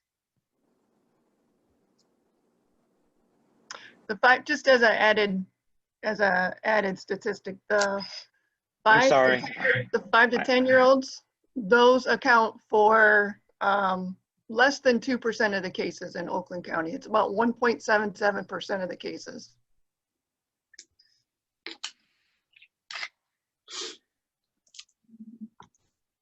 So is there any questions based on this data? We meet again on Thursday to gather more data, but do you have any questions for myself or for our school nurse that we could help before you discuss this more? Well, I've got one question. Based on those numbers, then I'm to assume that age group is extremely low. Correct. As far as the cases. Yep, that's correct. All right. Anyone else? I do. Mr. Abdullah, would this be students at all schools? Right now, we are looking to introduce our self-contained students since there's not a lot of movement. There's one at early childhood, ECSC. There's one at Madison Elementary with Miss Malik, with Karen Fontana, and the 2 that we combined for Wilkinson and the high school with Miss Harris at Madison High School. We are looking at those 3 classes to slowly introduce, and then we are probably going to revisit GSRP depending on trends, again, the trends and the input that we get, but probably the next group that we will look at in the next 2 weeks, if everything goes smoothly and we don't have any outbreaks, would be GSRP, which is the pre-K. Would this include the students receiving specials like PT, OT, speech, counseling? Yes. Thank you. Well, so PT, OT, though, let me just clarify. Are you talking about the self-contained students that get PT, OT, and so on? Yes. Yeah, so they'll get that. And they're going to come to the building to give them that one-on-one, because honestly, it's very hard to do physical therapy or occupational therapy virtually. And so they're going to be coming to the buildings. We got plexiglass where we could work with them on. We have 2 air filtration devices in each room that's coming back, face guards, KN95 mask, Clorox wipes, and it's a self-contained. So there's not a lot of movement. Even lunch will come to them, as well as the bus will drop them off directly at the door nearest to them. And we're trying to help with, controlling mitigation and control their environment and the flow of air. So their specials would really be no different than visiting their regular doctors that they have, that is currently being done. So their specials, meaning like, are you talking about like gym, art, or are you talking about their physical? Their physical and occupational and speech. Yeah, so it would be, they would come to the room and they would get that student and they would move them to another room and do the exercise there in that same building. Okay, I just wanted to clarify that. Thank you. Mr. President, Yes, go ahead. I have a question. Did I miss, when are we planning on starting this or thinking about starting this? So we are recommending starting on September 21st. And we are recommending doing a ECSC. So Miss Fontana does smaller groups in 2-hour increments. Well, 3-hour increments, but we're starting it with 2-hour increments. So she's going to do something like an 8:15 to 10:15, and then an hour and a half of cleaning the room before the next group comes in. And the next group will be like a 12 to 2 p.m. Okay. Miss Malik, she will do Mondays and Thursdays from 9 to 1. So Miss Malik, so Monday and Thursdays, the teachers are in the building anyway. So Miss Malik is going to do Mondays and Thursdays from 9 to 1 in person, and then do virtual the other 3 days. And Miss Harris is going to do Monday through Thursday from 9 to 1. So she's going to do every day except for Friday. Friday we're trying to dedicate to deep cleaning the buildings. Okay, thank you. Yep. All right, anyone else? All right, Sarah, can we get a roll call vote? Mr. Pittman, Yes. Ms. Scott, Yes. Mr. Holcomb,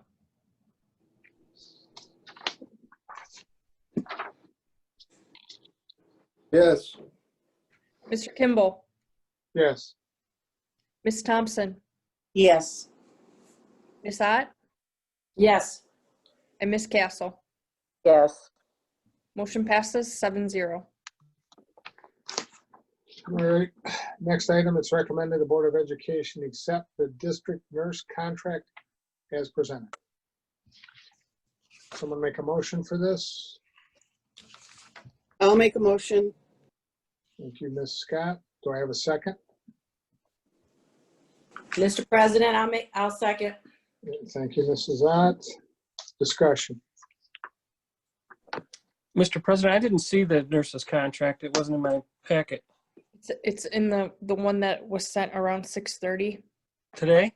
Yeah, there was a technical. Oh. I apologize. Okay.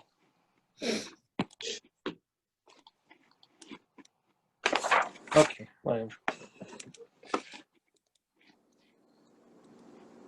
I'm done. All right, anyone else? Okay, roll call vote, please. Ms. Scott, Yes. Mr. Holcomb, Yes. Mr. Pittman, Yes. Ms. Castle,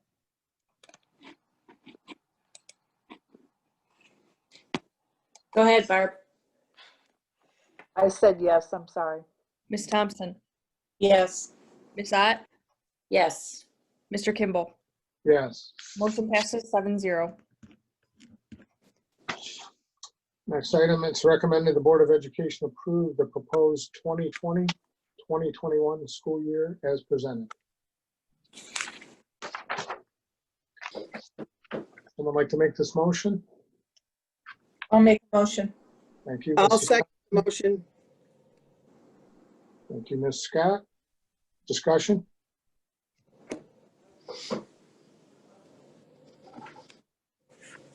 All right, can we move to a roll call vote? Ms. Ott, Yes. Mr. Kimball, Yes. Mr. Pittman, Yes. Ms. Scott, Yes. Mr. Holcomb, Yes. Ms. Castle, Yes. Ms. Thompson. Yes. Motion passes 7-0. Next one. It is recommended that the Board of Education approve the amended service contract with Oakland Schools to enable the district to increase the amount of its IT staff on site available to provide IT support. Will someone make that motion? I'll make I'll a make a motion. motion. Whoever. There's like three of you at the same time. I'll make the motion. This is Beth. Okay. All right, thank you, Ms. Scott. Second. Will someone second it? I'll second it. Thank you, Mr. Holcomb. Discussion. I have a few questions. Go ahead. And I don't know who actually would answer this. Do we know what is the amount of the increase? Like, I'm assuming 30,000. Yeah, That- About it's 30, about 30,000. 32,000. Mm-hmm. So it's increased 32,000 the first year? We'd like to increase, yeah, we would like to increase it this year. It has not increased yet. Okay, and then what about the second year? It's going to be a flat $32,000 over the initial contract. And what they're doing is, they're expanding their support to us. We're going to get more FTE. We are also discussing that this pandemic goes away and there's not this drastic need for this virtual setting and virtual technology, because the need is real heavy right now on technology resources. And again, we're not pulling from our general fund on this stuff. We're using our some of the allocations that we're getting for COVID, and we're gonna count this as a COVID related expense. So this is not hitting our general fund. But we also talked about the possibility of maybe only needing it the first year, because if we've established some form of normalcy and create a good technological foundation, that resource might not be needed as drastically as it is the first year. Right. All right, I'd like to point out the fact that we authorized hiring of a position at $18 an hour that we never did. And at $18 an hour, full-time employment is $36,720. And did that 18 an hour, Mr. Abdullah, include benefits? Yeah, so that's another 49% in roll-ups. So you take their salary and you add 49% to that for benefits, FICA, retirement, pension costs. Which we're not going to have to pay with this additional No. technical support. So that would work out to the $18 an hour person, $55,000 a year. So this is clearly a bargain compared to going that route of having somebody at the schools. Is that correct? Yes. All right. Excuse me, can I ask one more question, Board President? Yep, go ahead. So Mr. Abdulhad, so currently Oakland Schools is only there 1 day a week, right? No, They're there more than 1 day a week? Yes. Okay, And because, so, I'm sorry, go ahead. Dr. and, Hill. and because of all the pressure with the virtual platform and setting up parents and, you know, making sure that the internet is functional for the teachers that are coming in to try to teach from a virtual standpoint, you know, it's putting pressure on the system. And like Mr. Abdullah said, you know, we have to make sure that our foundation is functional. And right now we're building it, and we need this additional person to build it and also help with the different technology issues that we find ourselves in. they've actually dedicated quadruple the amount of time in the last month in dedicating resources to the building. I mean, literally, they've been in here 3-4 times a week, just working on the weekends, trying to get servers and networks fixed. Yeah. And so 1 day a week you might see on paper, but they've not been in here 1 day a week since they've started. No, that's what I wanted to clarify. I'm not saying, I'm not against this. I'm just trying to clarify if we,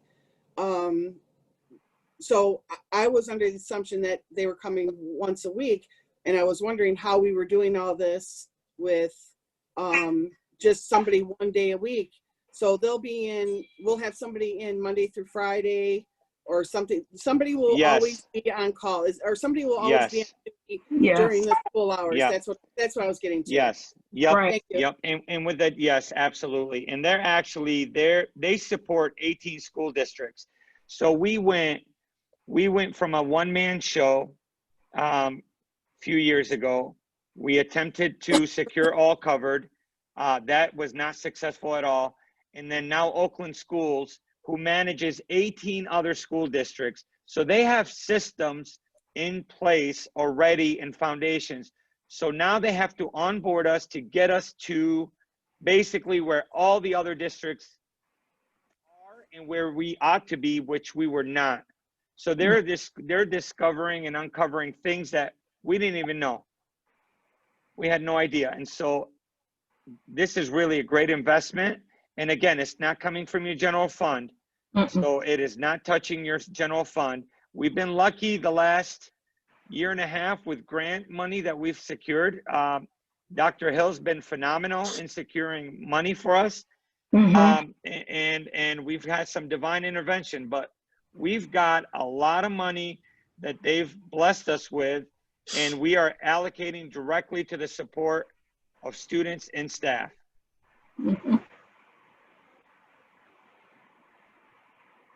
All right, well, my comment is this is typical when you set up a new network, new connection, fiber optic. Eventually it will settle down and we'll have a smooth running system. Yes. Anyone else? No? Roll call vote, please.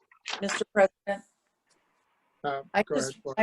I just wanted to clarify with this. If we agree to this contract, Angel, did you say that if we don't need them on the third year, we're not obligated?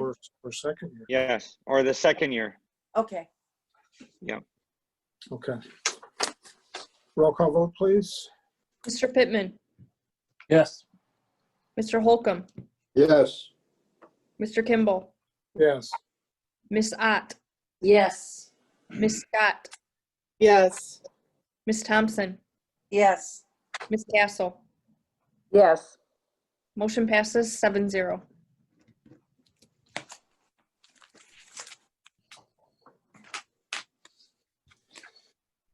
All right, next item, it's recommended the Board of Education approve the request for Delta Network Services to provide Extreme Cloud subscriptions, Extreme Work software to improve internet performance of our virtual environments. Will someone like to make this motion? I'll make the motion. Thank you, Mr. Holcomb. Do I have a second? I second. All right, thank you. Discussion. Who was second? I'm sorry. Ms. Thompson. I did. Oh, thank you. Mrs. Thompson. Discussion. I have a question. Is this software, Mr. Abdullah, had under COVID related as well, expense? Yeah, so we're gonna tag it as such, so we could purpose COVID money, but this is to renew licensing for the hotspots and add additional hotspots. I'm sorry, not hotspots, but access points.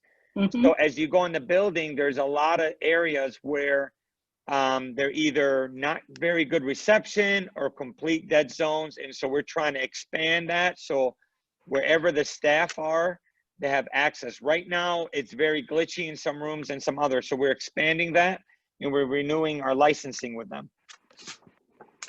Thank you. Anybody else? Nope. Roll call vote, please. Mr. Holcomb, Yes. Ms. Castle, Yes. Mr. Kimball, Yes. Ms. Ott, Yes. Mr. Pittman, Yes. Ms. Scott, Yes. Ms. Thompson. Yes. Motion passes 7-0. Mr. Kimball? Yeah. It's been 2 hours. Would you like to see if you want to take a brief recess for anyone to use the restroom or anything, or you want to continue because it's lengthy agenda and we haven't. I was hoping by now someone would act up and would get a natural recess. I'm joking. Does everyone want a recess? Maybe a 5-minute. Is anyone interested in that? Yeah, that sounds good. Mr. All right. Mr. All right. Abdullah, I would vote no because Amelia has to get in bed. So I'm sorry, but she's got to be up at 7 in the morning. This is a lot of time for me here. I'm sorry, Mr. Holcomb, but could press forward to this, through this, please. Okay, let's go. That's fine. All right, next item. It's recommended that the Board of Education approve the parking lot agreement with New Bethel Church. Someone have that motion? I'll make the motion. Okay. Thank you. Ms. Castle, second? Will someone second that? Out, second. Ms. Ott, Mrs. Ott, thank you. Discussion? No? Roll call vote, please. Mr. Pittman, Yes. Ms. Scott, Yes. Ms. Ott, Yes. Ms. Castle, Yes. Ms. Thompson, Yes. Mr. Holcomb, Yes. Mr. Kimball. Yes. Motion passes 7-0.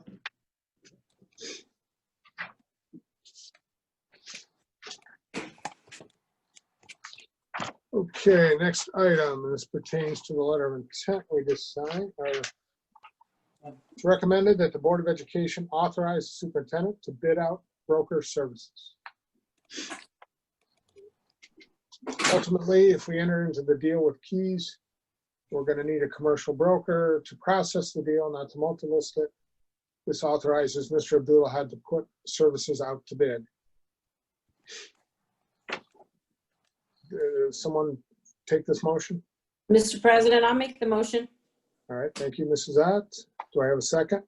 And I'll second. Yep. Yeah, Sure. okay. Mr. Holcomb, thank you. Discussion. I have a couple of questions. So this is strictly for real estate? This is to process the transaction. On a commercial deal, there's a lot of things that need to be done to get to the closing table. This is only for, Bill, you'd be more familiar with this, transaction coordinator. So this This is is- only, Go ahead. so this is only for the Edison building? Yes, and Mr. Abdullah had to put it out to bid. The board will review the bids when they come back and possibly select one. So could we change this to Edison building only? Well, Edison's the only one that we may need broker services for, so Well, we've talked about the, I don't see how this could apply to any other building because we're not selling any other building. well, but yep, I didn't think that we'd be selling Edison, and I'm concerned about the administration building. We've talked about the administration building several times, And I know we've put it on hold, but I'm afraid that a month or two from now, that would require a separate motion to even entertain the thought of selling that building. So. And you removed the administration building off a few months ago. I think you removed that. We did. Appraisal. We did. We did Yeah. move that to a future meeting. I wanted to give a specific date. You but we removed didn't. it indefinitely, is what I recall. You removed it indefinitely, so it's not That's to correct. a future date. You've completely removed it, so it's not even something that we could entertain. You would have to start the process all over again if you Correct. want to address the administration building. Okay, well, the reason why I was asking is because I rewatched that video and it was taken off.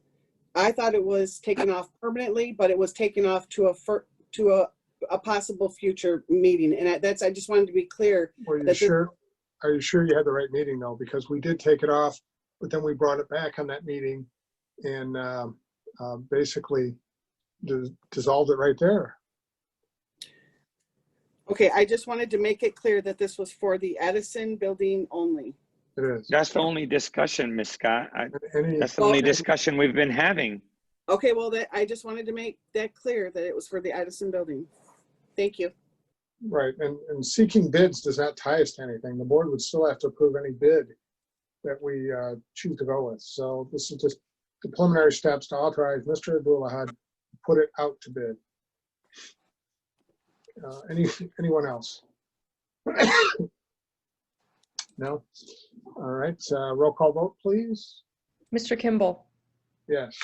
Mr. Pittman, Yes. Mr. Holcomb, Yes. Ms. Scott, No. Ms. Thompson, Yes. Ms. Castle, Yes. Ms. Ott. Yes. Motion passes 6-1. All right, next, it's recommended the Board of Education accept the personnel report for Madison District Public Schools as presented. Mr. Kimball, I think you have an old, is that right, Sarah? Is that the next thing on the agenda? No, there's Well, the, Yeah, these were handed to me out of order, and Yeah.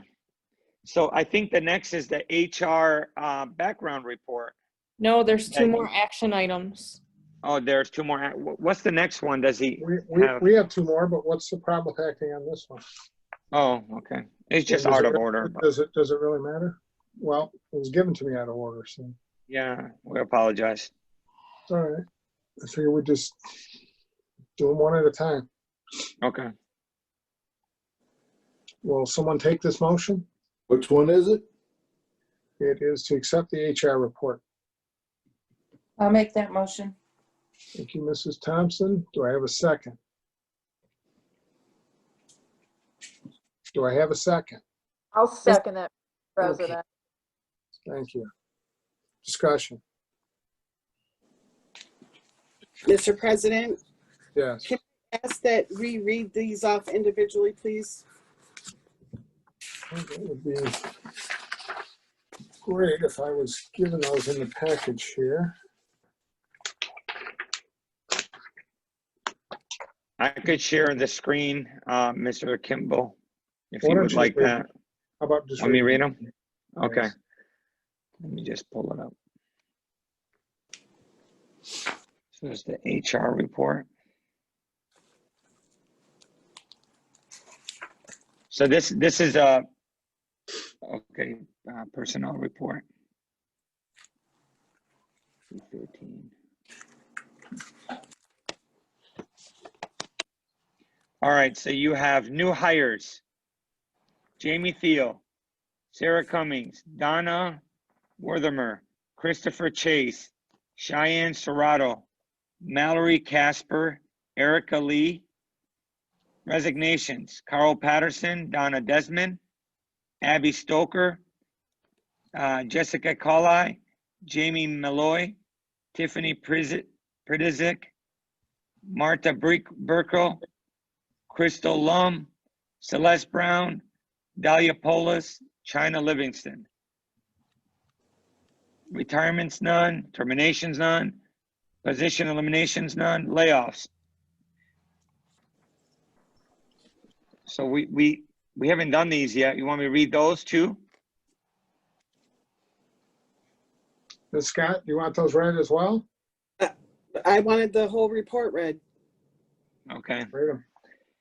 Tanya Bullock, Terry Fields, Derek Glenn, Tamika Hicks, Francis Nottingham, Kashia Bailey Sanders, Toya Williams, Dolly Barnett, Amy Carr, Megan Dixon, Yolanda Livingston, Bethany Marks, Kathleen Segan, Jerry Binkley, Sheila Fisher, Scott LaBrash, Ronald Malik, Sharnice Mason, Sean Rice, Teresa Sade, Karina Stinson, Rachel Turner, Brittany Brochu, Sharon Black, Linda Herquette, Pam Molnar, Raquel Pruzik, Lori Schneider.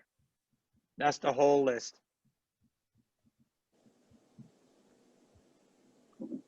I have a question, Mr. Abdulahad, or Dr. Hill, I don't know who would answer this. Are we, and I asked this in an email, but I just wanted to discuss it. I had asked Mr. Abdulahad, would we cover their medical, the people being laid off, would we cover their medical? Since Mr. Abdulahad responded that we would be offering COBRA to them, which is expensive. So my question is, I guess, to Dr. Hill. Dr. Hill, is their medical already figured into our budget for this year?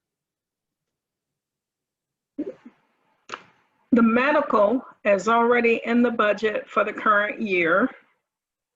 Yes, it is.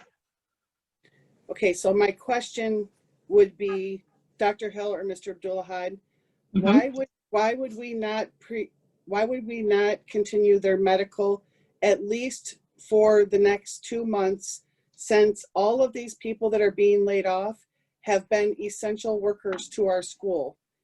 Miss Scott, first of all, not all of them are getting health care. Second of all, you have not received your per pupil funding yet, Miss Scott. You've not received your allocation of per pupil funding. And as you recall, your fund balance was not all that great. So you don't have cash flow just to be offering for this and offering for that. Again, the state of Michigan has not given you your allocation. You still don't know what you're getting. They might cut $1,000 per kid. We budgeted for a $500 per kid cut. So for you to suggest that we should just offer everyone, hey, why not just offer everyone, you know, healthcare for all? And no, I'm asking, your budget does not speak to that. You don't have the padded balance to cover things like that. Okay, will you and so they're offered COBRA. They're offered COBRA based on their longevity with MESA. MESA also covers free services based on how long they've been with MESA directly. So do we, okay, so you were saying that not all of them are receiving medical, but the ones that are receiving medical, and since they've been essential workers, for example, the kitchen help, for example, why would we not want to offer that to keep the staff? Because what happens if we lay these staff members off and they find another job and we have 10, 15 positions open? I was just trying to figure why we I understand, but your budget, you have a living budget document. And I don't know if you understand the severity of adhering to a budget, but when the state legislature has not given you an allocation of funding, and you as a trustee are saying, hey, let's give people health care, let's cover this, that doesn't even make sense to me when we don't know what we're getting from the state. So how can you sit here and recommend that we give people something? I'm asking questions. I'm telling you that is our recommendation to do layoff. And I told you that in an email, Ms. Scott. And then You you're did. bringing it up and you're addressing the CFO when the CFO does not direct that decision-making or those recommendations to the Board of Education. Excuse Mr. President, Mr. Abdullah, you don't have to get upset with me. I'm just asking further questions because I'm not Your upset. I'm trying to educate you on what a budget is and how to adhere to it and the consequences of not adhering to it, Ms. Scott. Well, and thank you for that. It would have been nice to receive that in an email. So thank you I very did much. give that to you in an email. No, you said I did Cobra. email you. Yeah, you said they were going to receive Cobra. So That answered your question. You didn't ask for details. You asked for a question. I answered your question. I did ask. If you're more clear in your questions, I'll be more clear in my answers. I did. I asked, why would we not offer it to them? That was in my email. Mr. Holcomb, go ahead. Beth, I lost my job because of this COVID. They let me go, and my Cobra was $2,000 a month. So trust me, I know. But my wife and I went through Marketplace on the internet, and we got the same coverage: $5 copay on your prescriptions. Blue Cross, it's almost $400 a month. That's dental and everything. That's a lot better than $2,000. So I would suggest that they should check Marketplace for their health insurance. Thank you. It's a lot cheaper. All right, someone else? Mr. President? Yes, Mrs. Thompson, go ahead. I might also interject here. If these people had insurance, they were probably in an bargaining group, and that all changes. You can't just give them insurance once they've been laid off because they're in a bargaining group and they have contracts. And the contracts probably clearly point all that out. Am I incorrect, Mr. Abdullah? Yes. So according to their CBAs, we follow the CBAs. We contacted legal and they gave us a resolution, which you will read shortly, Mr. Kimball, and it follows CBAs. And so we are following what each collective bargaining agreement, writes and dictates. Right. And there is a resolution, Mr. Kimball, that you do have to read. I don't see it in here. Okay. What's the topic? The layoffs. Oh, You're talking about page 57, Mr. Abdullah? Let me just click on it. Wait 1 second, I lost it. These have no numbers on them. So it is the resolution. So what I could do is I could share my screen, Mr. Kimball, and you could read each one. There's a resolution for bus drivers layoffs, resolution for custodian and kitchen staff, and a resolution for paraprofessionals. What page? I'm under board. I'm on board books. I'm sorry? Mine starts on page 57, which is the resolution for bus drivers. Well, once again, this wasn't in my package. All right, memorandum of understanding. Oh. Armage Corporation, a subsidiary of New No. Bethel. Mary? No. Well, that's my page 57. Okay, hold on. I'm sharing my screen. If you could, here it is, Mr. Kimball. Let me just zoom in. Small for me to read. Way too small. Just read it. Want me to read the resolution? Okay. I cannot read that. Okay. Resolution for bus driver layoffs, Madison District Public Schools, Oakland County, Michigan. Regular meeting of the Board of Education of the district was held electronically pursuant to Executive Order 2020-154 or subsequent order through Zoom with identification number. We will input that in, the Zoom number, on the 14th day of September at 7 o'clock. The meeting was called to order by Board President Kimball. Members present was all, absent none. The following preamble is a resolution were offered by member. So it has to be a board member to read this, I'm guessing. Well, because it's saying the preamble and resolution is offered by a member. yeah, well, I'm trying to find it. Oh, okay, this is who made the motion. So someone has to make a motion to read the resolution, and it has to be seconded by someone. I can make that motion. I have it in front of me. All right, go ahead. It has to be seconded.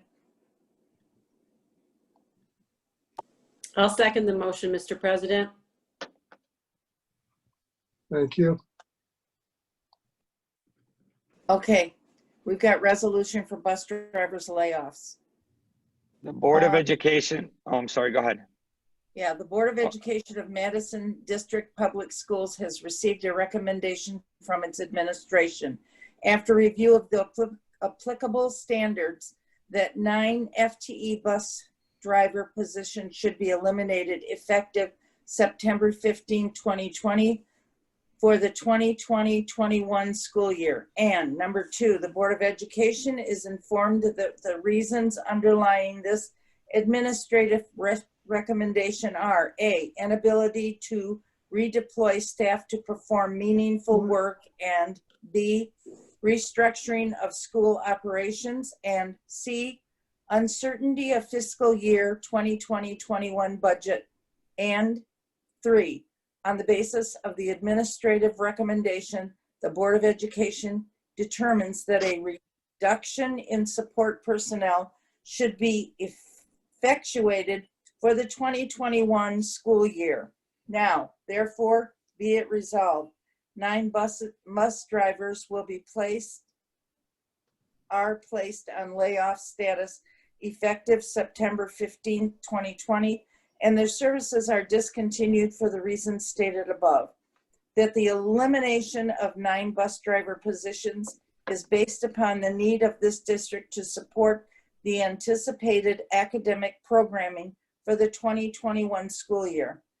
3, the superintendent is authorized and directed to provide written notification to 9 bus drivers that they have been placed on layoffs effective September 15, 2020, and that their services are discontinued and will not be required unless and until they have been recalled to employment pursuant to board policy or any applicable labor agreement.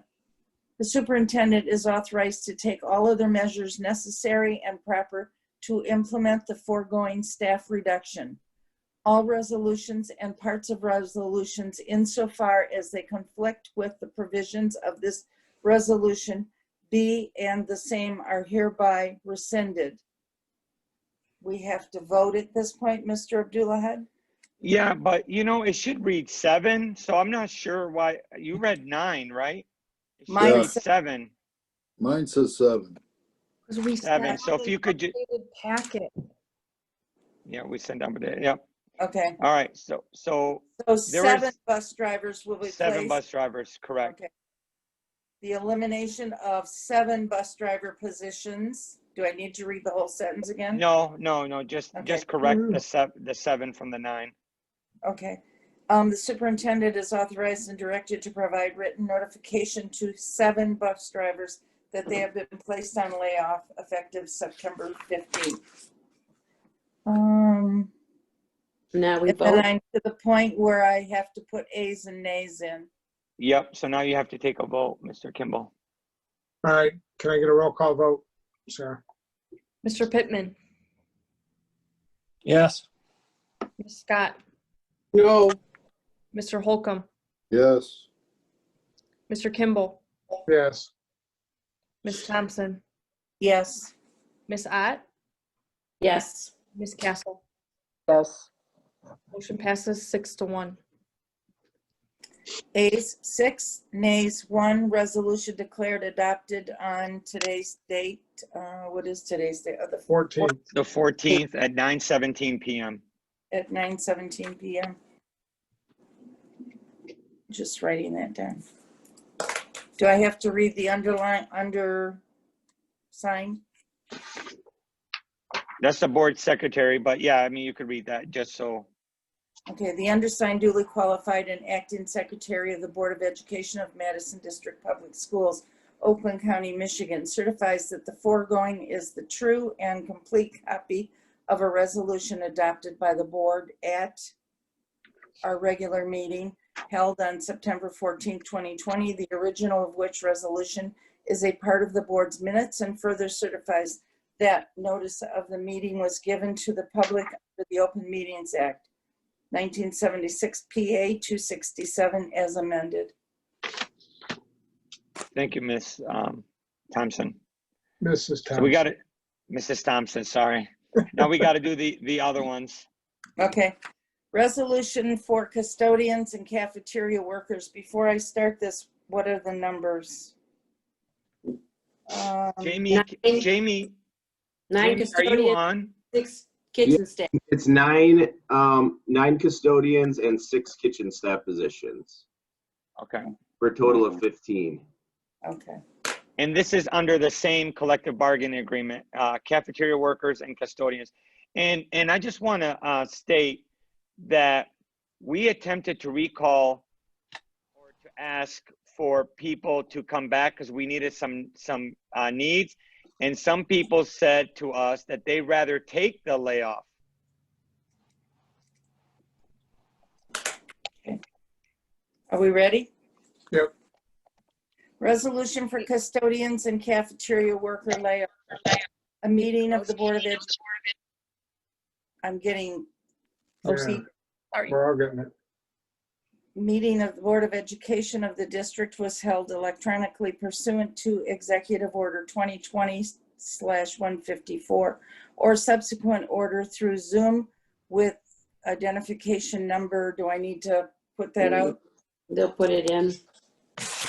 ID number 85668406217. On the 14th day of September 2020 at 7 o'clock in the evening. The meeting was called to order by Mr. Kimball. All members were present. No one was absent. The following preamble and resolution was offered by member, Mr.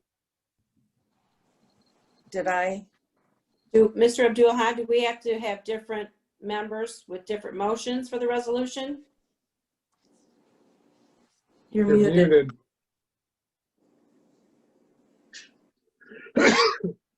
Angel, you're muted. No, speak. Mr. He's not Abdul-Ahad, you're muted. muted. Not muted. We're not hearing him. Put your He's earpiece muted. back in.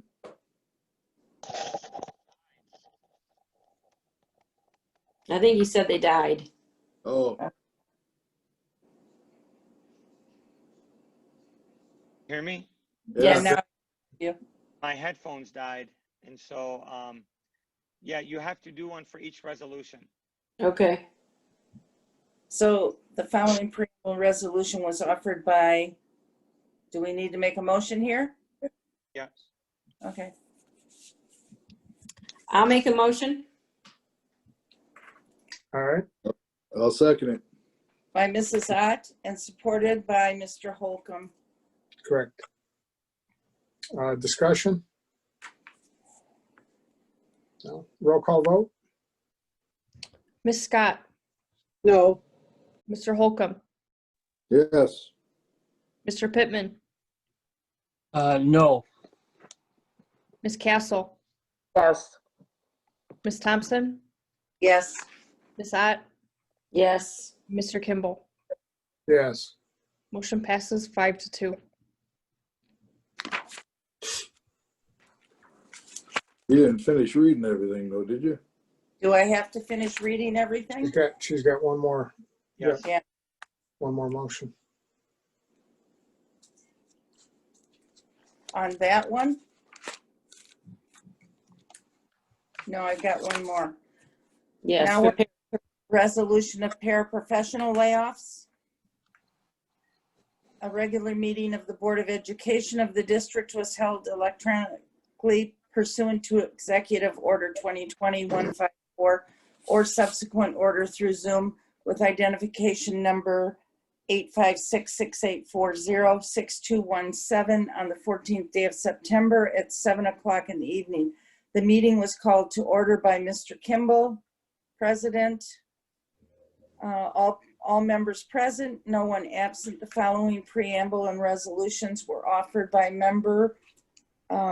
This is where we need to make a motion. Yes. Someone take that motion? I'll make the motion. Thank you, Mr. Holcomb. Do I have a second? I'll second. Okay. Thank you, Ms. Castle. Discussion. Now do I have to finish reading this? Yes. Okay. The Board of Education of Madison District Public Schools has received a recommendation from its administration after review of the applicable standards that was it 9? 6 parapros. Okay. Position should be eliminated effective September 15th, 2020 for the 2020-21 school year. And the Board of Education is informed that the reasons underlying this administrative recommendations are inability to redeploy staff to perform meaningful work and restructuring of school operations, uncertainty of fiscal year 2021 budget, and on the basis of the administrative recommendation, the Board of Education determines that a reduction in support personnel should be effectuated for the 2021 school year. Now, therefore, be it resolved, 6 paraprofessionals will be placed on layoff status effective September 15th, 2020, and their services are discontinued for the reasons stated above. That the elimination of 6 paraprofessional positions is based upon the need of the district to support the anticipated academic programming for the 2021 school year. The superintendent is authorized and directed to provide written notification to 6 bus drivers. That's a typo. Should be parapros. It is on the new one, Gloria. Okay. That they have been placed on layoff effective September 15th and that their services are discontinued and will not be required unless and until they have been recalled to employment pursuant to board policy or any applicable labor agreement. The superintendent is authorized to take all other measures necessary and proper to implement the foregoing of staff reduction. All resolutions and parts of resolutions insofar as they conflict with the provisions of this resolution be and the same are hereby rescinded. This is where we take our vote. Mr. President, Yes. according to the updated resolution, it says that their layoff is September 29th. Yes, September 29th. Okay. Based on the CBA. Can you hear me okay? You're a little low, but we can hear you. Yep. September 29th for Okay. Yeah. All right. Will someone take this motion? This is We where already we vote. motioned. We need a vote. We need a Or vote. discussion. I have Or a discussion. I have a Discussion. question. Go ahead. Mr. Abdullah, Yes. will we have paraprofessionals in the buildings? Yes, we will.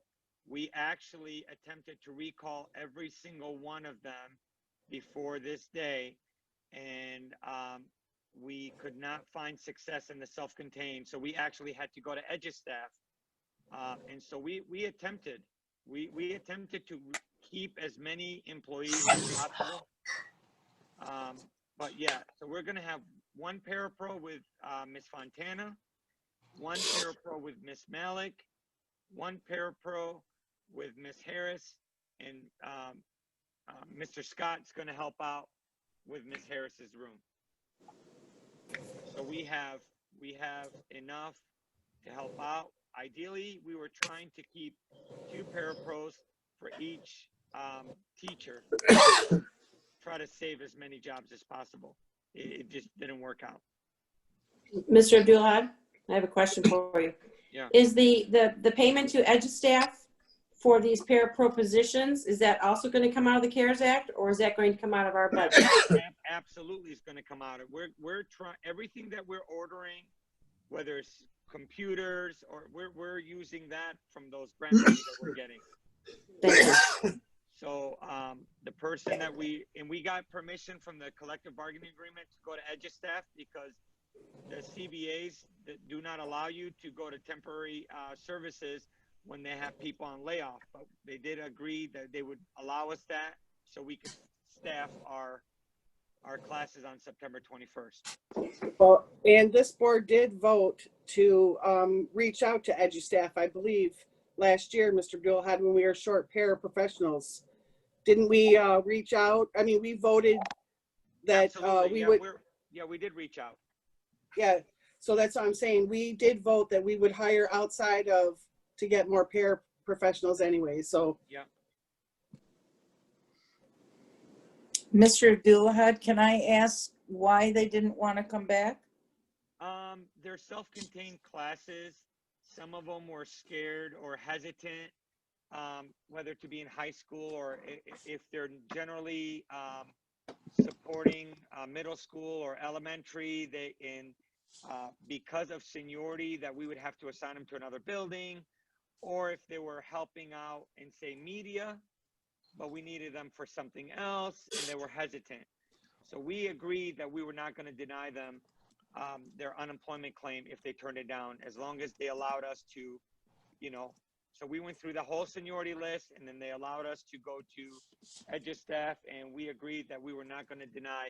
Actually, we agreed with all the custodians and paras that even if they turned us down for recall or a position, because a position became open and they turned us down, we agreed that we will not deny them unemployment insurance. Okay. Because we know people are in a situation, and our hope is that it won't go more than a couple of months.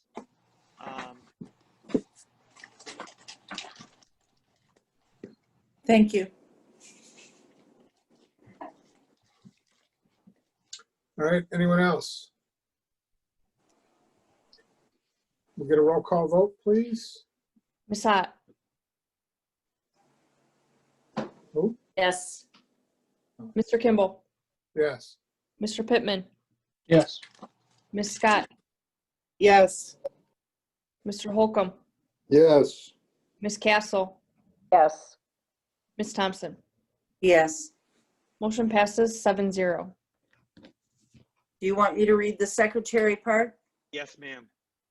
Yeah. The undersigned, Go ahead. duly qualified and acting secretary of the Board of Education of Madison District Public Schools, Oakland County, Michigan, certifies that the foregoing is the true and complete copy of a resolution adopted by the board at a regular meeting held on September 14th, 2020, the original of which resolution is a part of the board's minutes, and further certifies that notice of the meeting was given to the public under the Open Meetings Act 1976, PA 267, as amended.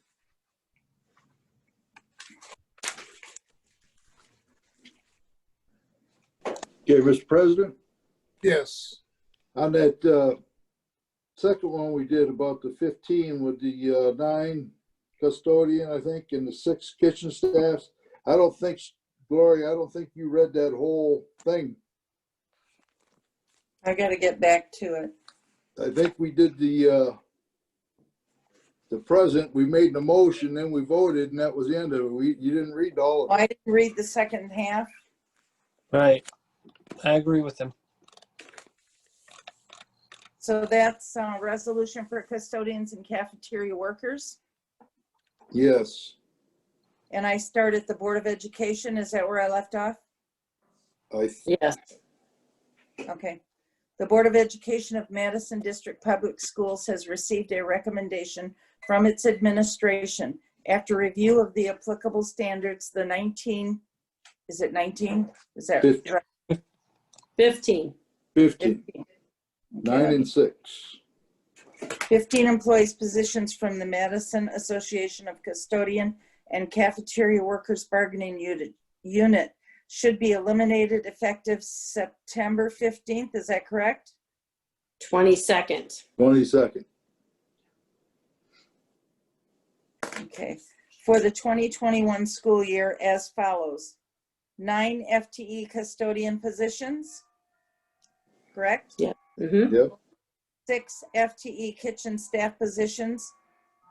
The Board of Education is informed that the reasons underlying this administrative recommendation are inability to redeploy staff to perform meaningful work and restructuring of the school operations and uncertainty of fiscal year 2021 budget. And on the basis of the administrative recommendation, the Board of Education determines that a reduction in support personnel should be effectuated for the 2021 school year. Now therefore be it resolved. Is it 9? No. 6 kitchen staff. 6 kitchen staff employees 9 and custodians. 9 FTE custodians will be placed on layoff status effective September 22nd, and their services are discontinued for the reasons stated above. That the elimination of 6. 6 or 8? 6 kitchen.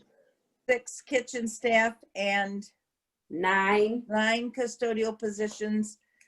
I gotta cross that out. Is based upon the need of this district to support the anticipated academic programming for the 2021 school year. The superintendent is authorized and directed to provide written notification to 6 kitchen staff employees and necessary number of custodians to total 15. 9 custodians. 9 FTE custodial positions that they have been placed on layoff effective September 22nd, and that their services are discontinued and will not be required unless and until they have been recalled to employment pursuant to board policy or any applicable labor agreement. The superintendent is authorized to take all other measures necessary and proper to implement the foregoing staff reduction. All resolutions and parts of resolutions insofar as they conflict with the provisions of this resolution be and the same are hereby rescinded. 5 ayes, 2 nays, resolution declared adopted.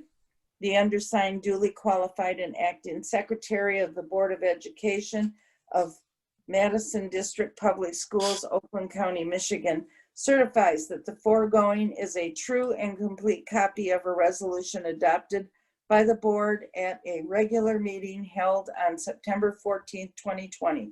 The original of which resolution is a part of the board's minutes and further certifies that notice of the meeting was given to the public under the Open Meetings Act 1976, PA 267, as amended. Thank you. Gloria. So good at that, Gloria.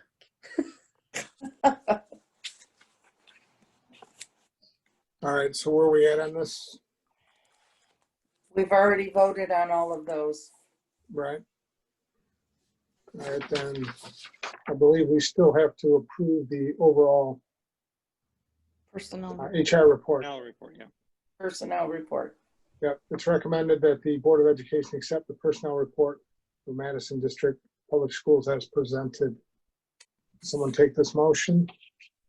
I'll take the motion. All right, thank you, Ms. Castle. A second? We have a second? I'll second. Mr. Holcomb, thank you. Discussion? All right, roll call vote. Mr. Pittman, Yes. Mr. Holcomb, Yes. Mr. Kimball, Yes. Ms. Ott, yes. Ms. Scott, No, no, no, Ms. Thompson, Yes. Ms. Castle. Yes. Motion passes 6-1. All right, next motion, it's recommended that the Board of Education accept the recommendations presented to permanently approve the expanded addition of essential expenditures. Mr. Which Kimball, you concludes- missed one. The iChat How, report, how did I miss one? iChat report under Human Resources. You missed the iChat report. Yeah, well, presentation. it's not in here. No, that's, we shouldn't have sent you guys so many updates. That's our fault. Mine doesn't have it either. Mine does. It's in the updated PDF. Can you put it up, Mr. You want me to I can- read this? Abdul I can Wahab? read, I'll read through it if you want. I do have this up on my screen, but go ahead. Mr. Theo, go ahead. All right. At the June 15th, 2020 Board of Education meeting, Board President Mark Kimball made a motion supported by Board Treasurer Gloria Thompson to direct Superintendent Angel Abdulahad to conduct Internet Criminal History Access Tool, iChat, background checks on all current Madison District employees. The Board of Education gave Superintendent Abdulahad a 45-day window to complete this task. On June 16th, Superintendent Abdulahad directed Joanne Klobuchar, Board Office Secretary, to complete the requested background checks. Ms. Klobuchar conducted 170 background checks on June 20th and June 22nd and found that 2 employees had arrest records on their iChat report. They're noted as employee 1 and employee 2. Michigan law prevents a school district from employing an individual who has been convicted of a listed offense, which has been confirmed by the school district. If an individual is convicted of a felony other than a listed offense, the district must not employ the individual unless the employment is approved in writing by the school district superintendent and Board of Education.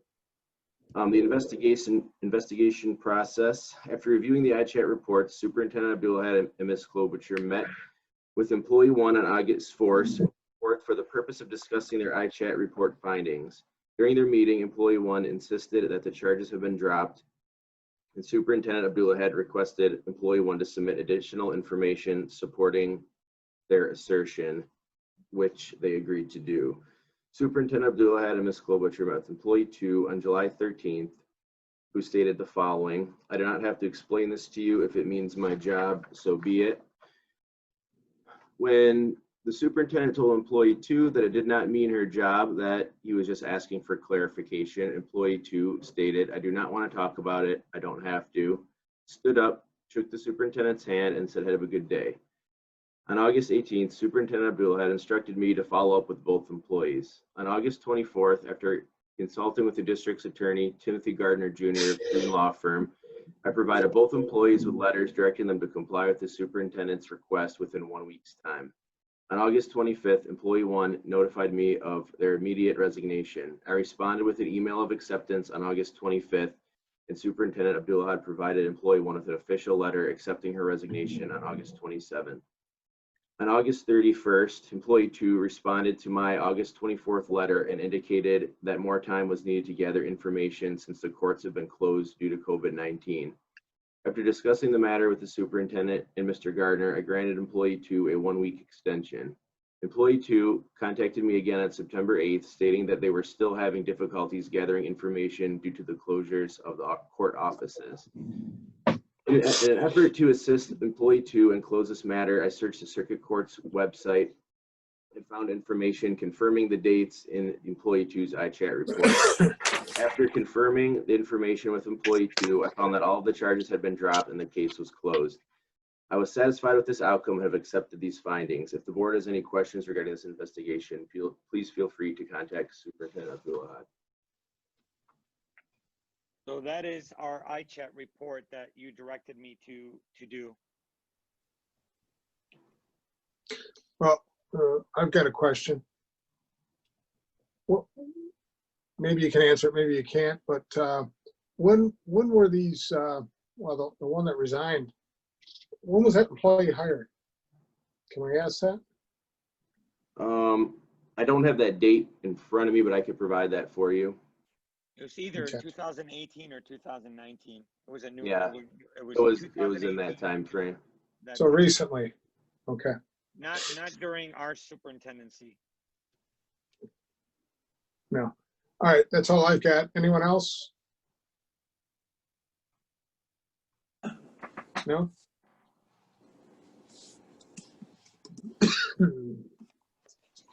All right, well, I think we already passed the motion, did we not? For personnel report? Yes. Angel, you're gonna have to start signing, you're muted. Yeah. We just want to make sure that the Board of Education is satisfied with All the right. motion and the directive If that. everyone's satisfied, we'll move on to the last couple motions here. We're back to this one. It is recommended the Board of Education accept the recommendations presented to permanently approve the expanded edition of essential expenditures, which include Comcast, FedEx, any other utility bills, mail services, Pitney Bowes, etc. Does someone want to take this motion? I'll take that motion. All right. Thank you, Mrs. Thompson. A second? Second. All right. Thank you, Ms. Castle. Discussion. I have a couple questions. Go ahead. Can we vote on these individually? Because I wanted to, because it says on here that is listed to include but not limited to the following additional vendors: Comcast, FedEx, any other utility bills. I don't understand what other utility bills would be besides we've already approved gas, electric, water, and phone. We also had internet bills that were not approved. That's why I said utility bills, because I just want the ability to pay it so that nothing gets shut off while we're trying to wait for the next board meeting.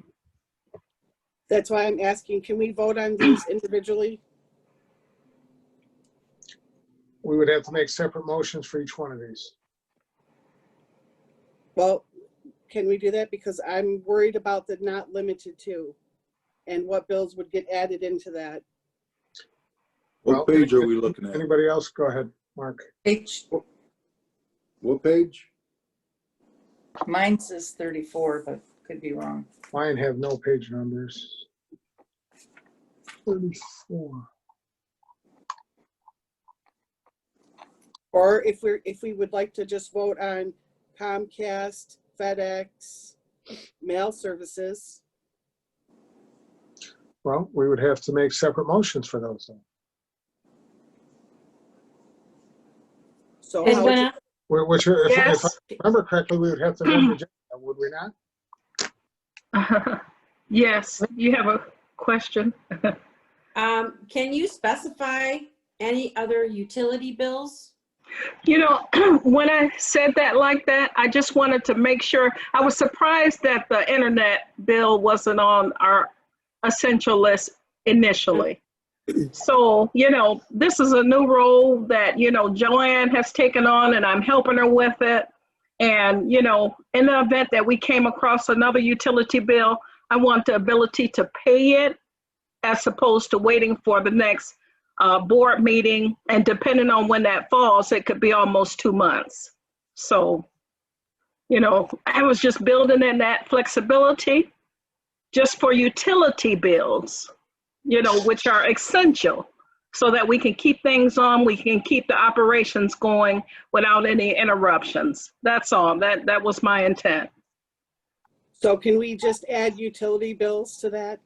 Yeah, it's listed as a utility bill. If it's not a utility bill, we won't be bothered with it. But I listed it as a utility bill because utility bills are essential and they will cut you off in the event that you don't pay it promptly, And even during COVID. I agree. I was just worried about the wording, but not limited to. So I'm okay if it's just utilities. Yes, it's just utilities. I just listed those categories. FedEx, you know, we want to be able to use our mail services, utility bills, and I said FedEx, utilities, and mail services. Right. Yeah. All right. Anyone else?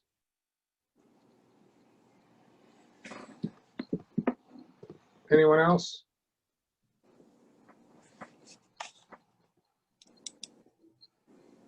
Well, it would appear Ms. Scott's muted again.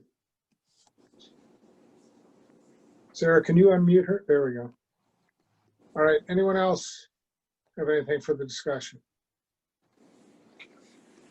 No? We get a roll call vote, please? Mr. Pittman, Yes. Ms. Scott, Yes. Ms. Ott, Yes. Ms. Castle, Yes. Ms. Thompson, Yes. Mr. Holcomb, Yes. Mr. Kimball. Yes. Motion passes 7-0. All right, next one. It's recommended the Board of Education accept the recommendations to update our procurement policies, to keep the district in compliance with changes in the rules and regulation in regards to the procurement of goods and services for the district. Mhm. Someone take that motion?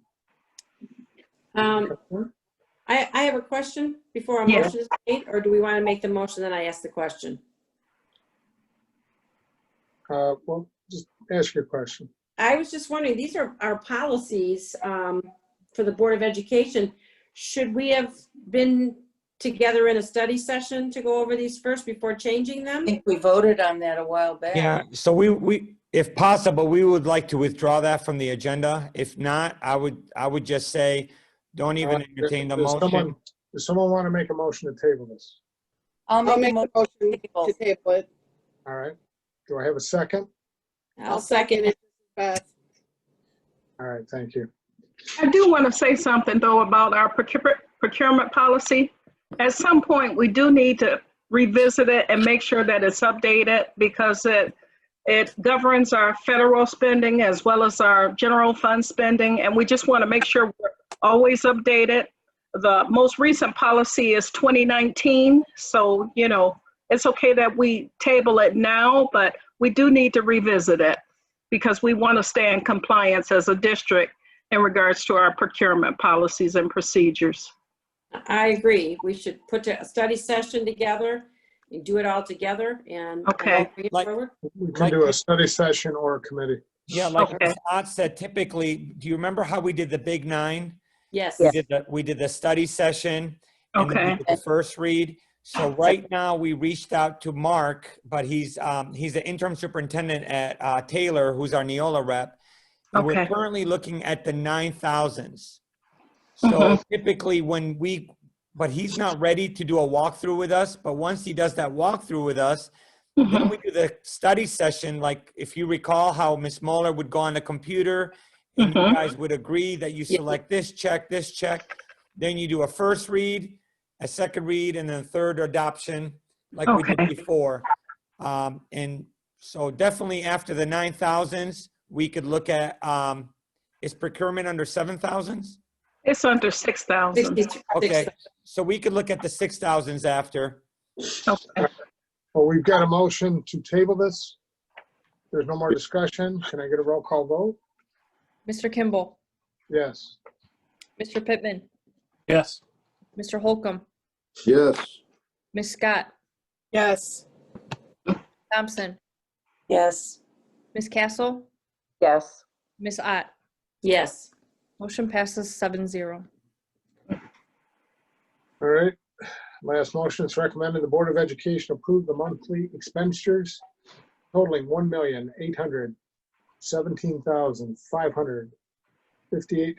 $1,817,558.08. Mr. Kimball, Yes. I still have the expanded edition of permanent reoccurring essentials. Was that taken off? No, that was Well, we just voted on that. the Is comment that, and all that. We already voted on that. Yep. okay. That's in with procurement. No, No? that was There before. were two separate motions. They're Okay. separate. And in addition, we tabled the updated procurement policy. Okay. Does someone have this motion to approve the check register? I'll take that motion. All right, do I have a second? I'll second the motion, Mr. President. Thank you, Mrs. Ott. Discussion? Mr. President? Yes, Mrs. Thompson, go ahead. Beginning of the meeting, discussion was brought up about C&G newspapers, and I know that we were advertising for enrollment. Mr. Abdullahad, is that what we were doing with Century Media also, which was Oakland Press, Royal Oak Tribune? That was We were posting the graduation list. Graduation. We did Okay. the graduation. So not everything that we advertise is to secure enrollment. Some of the Okay. advertisements that we do is a celebration of our students as well. Okay. So we did that in C&G as well. Mhm. So sometimes people don't see the whole picture of advertisement. They think, okay, return on investment and things like that nature. But to post congratulations to graduates, we did it both in C&G and in Oakland Press.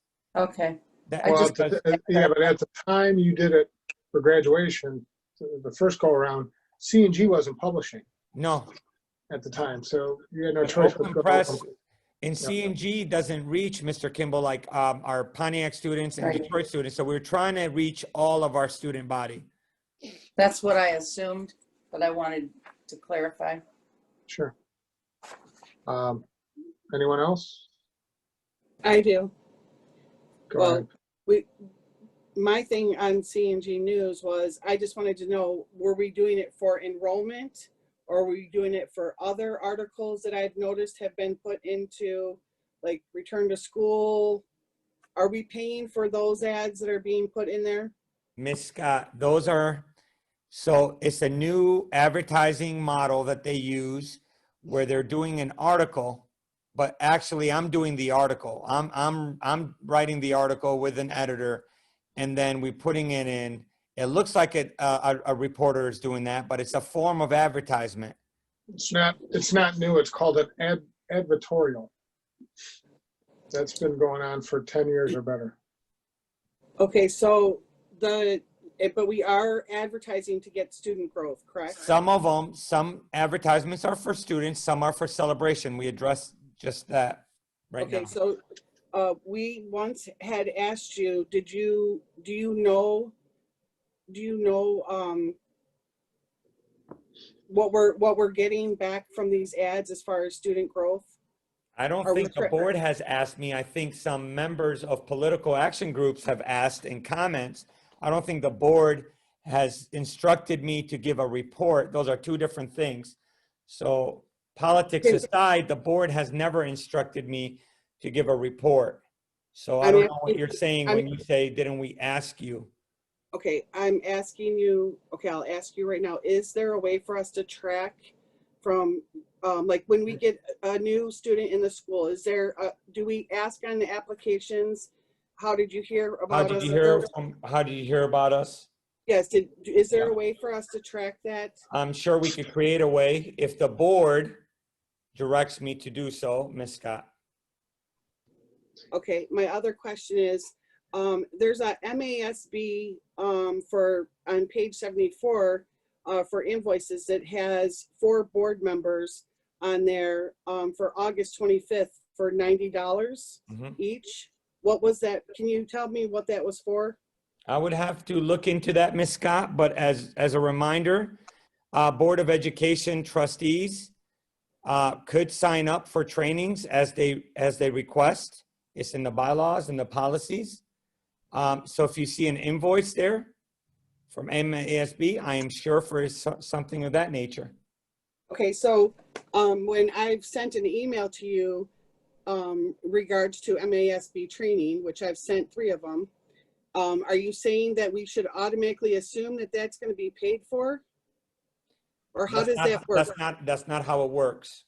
Okay, can you tell me how it works? Because I would think that if this was If you're interested, Ms. Scott, if you're interested in a training, you notify me in writing what training you'd like to attend. You give me ample room and ample time to schedule that training and to pay the invoice and to secure your registration. That's how that works. Okay, so if 4 board members came to you and they're interested in that, you wouldn't want to ask the other 3 board members if they were interested? If someone's interested in getting some training, then it's up to them, and that's something that they want to do. Mr. Abdullah, I know that I get emails all the time from MASB. And there are a lot of things as for treasurer that I am interested in Only taking. applicable to Some of them treasurer. I time for and some of them I don't. But any education, if I can get funding for it, I'm going to take. Sure. And I'm not necessarily going to worry about anybody else. And an example, Ms. Scott, if the treasurer needs training, then it's specifically to the treasurer.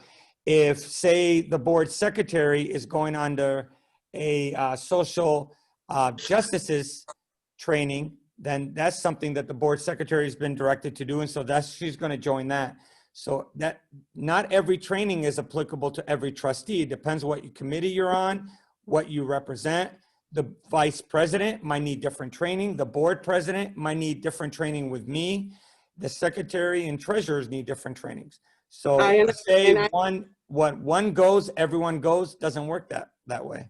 And I completely understand, because I have sent you training for superintendent evaluation, because me and Mr. Holcomb have not been trained yet, and I've gotten no response on that. I So think how would you let trustees speak for themselves. If you've not been trained, send me an email that you would like training, and I could do that. But Okay, perfect. So I just wanted to make that clear. All I have to do is send you an email, and you will respond back with if I can attend it. How many days notice? Because sometimes we don't get. Sometimes it might only be 3 or 4 weeks in the email for training that I've wanted to attend.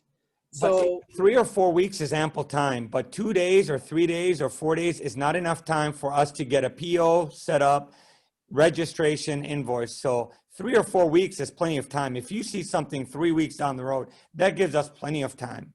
okay, perfect. Thank you. Okay. Thank you very much. All right, anybody else? Okay, roll call vote, please. Mrs. Thompson, Yes. Mr. Pittman, Yes. Mr. Holcomb, Yes. Ms. Scott, Yes. Mr. Kimball, Yes. Ms. Castle, Yes. Ms. Ott. Yes. Motion passes 7-0. All right. I think next we move into board comments. Let's start with Mr. Holcomb. Okay. First of all, I want these people making comments about the Edison building, I'm for getting rid of it. I'm for selling it. The same people that are sitting there telling us that we need 3 bids, 3 this, 3 that, or whatever, and hold it, don't sell it.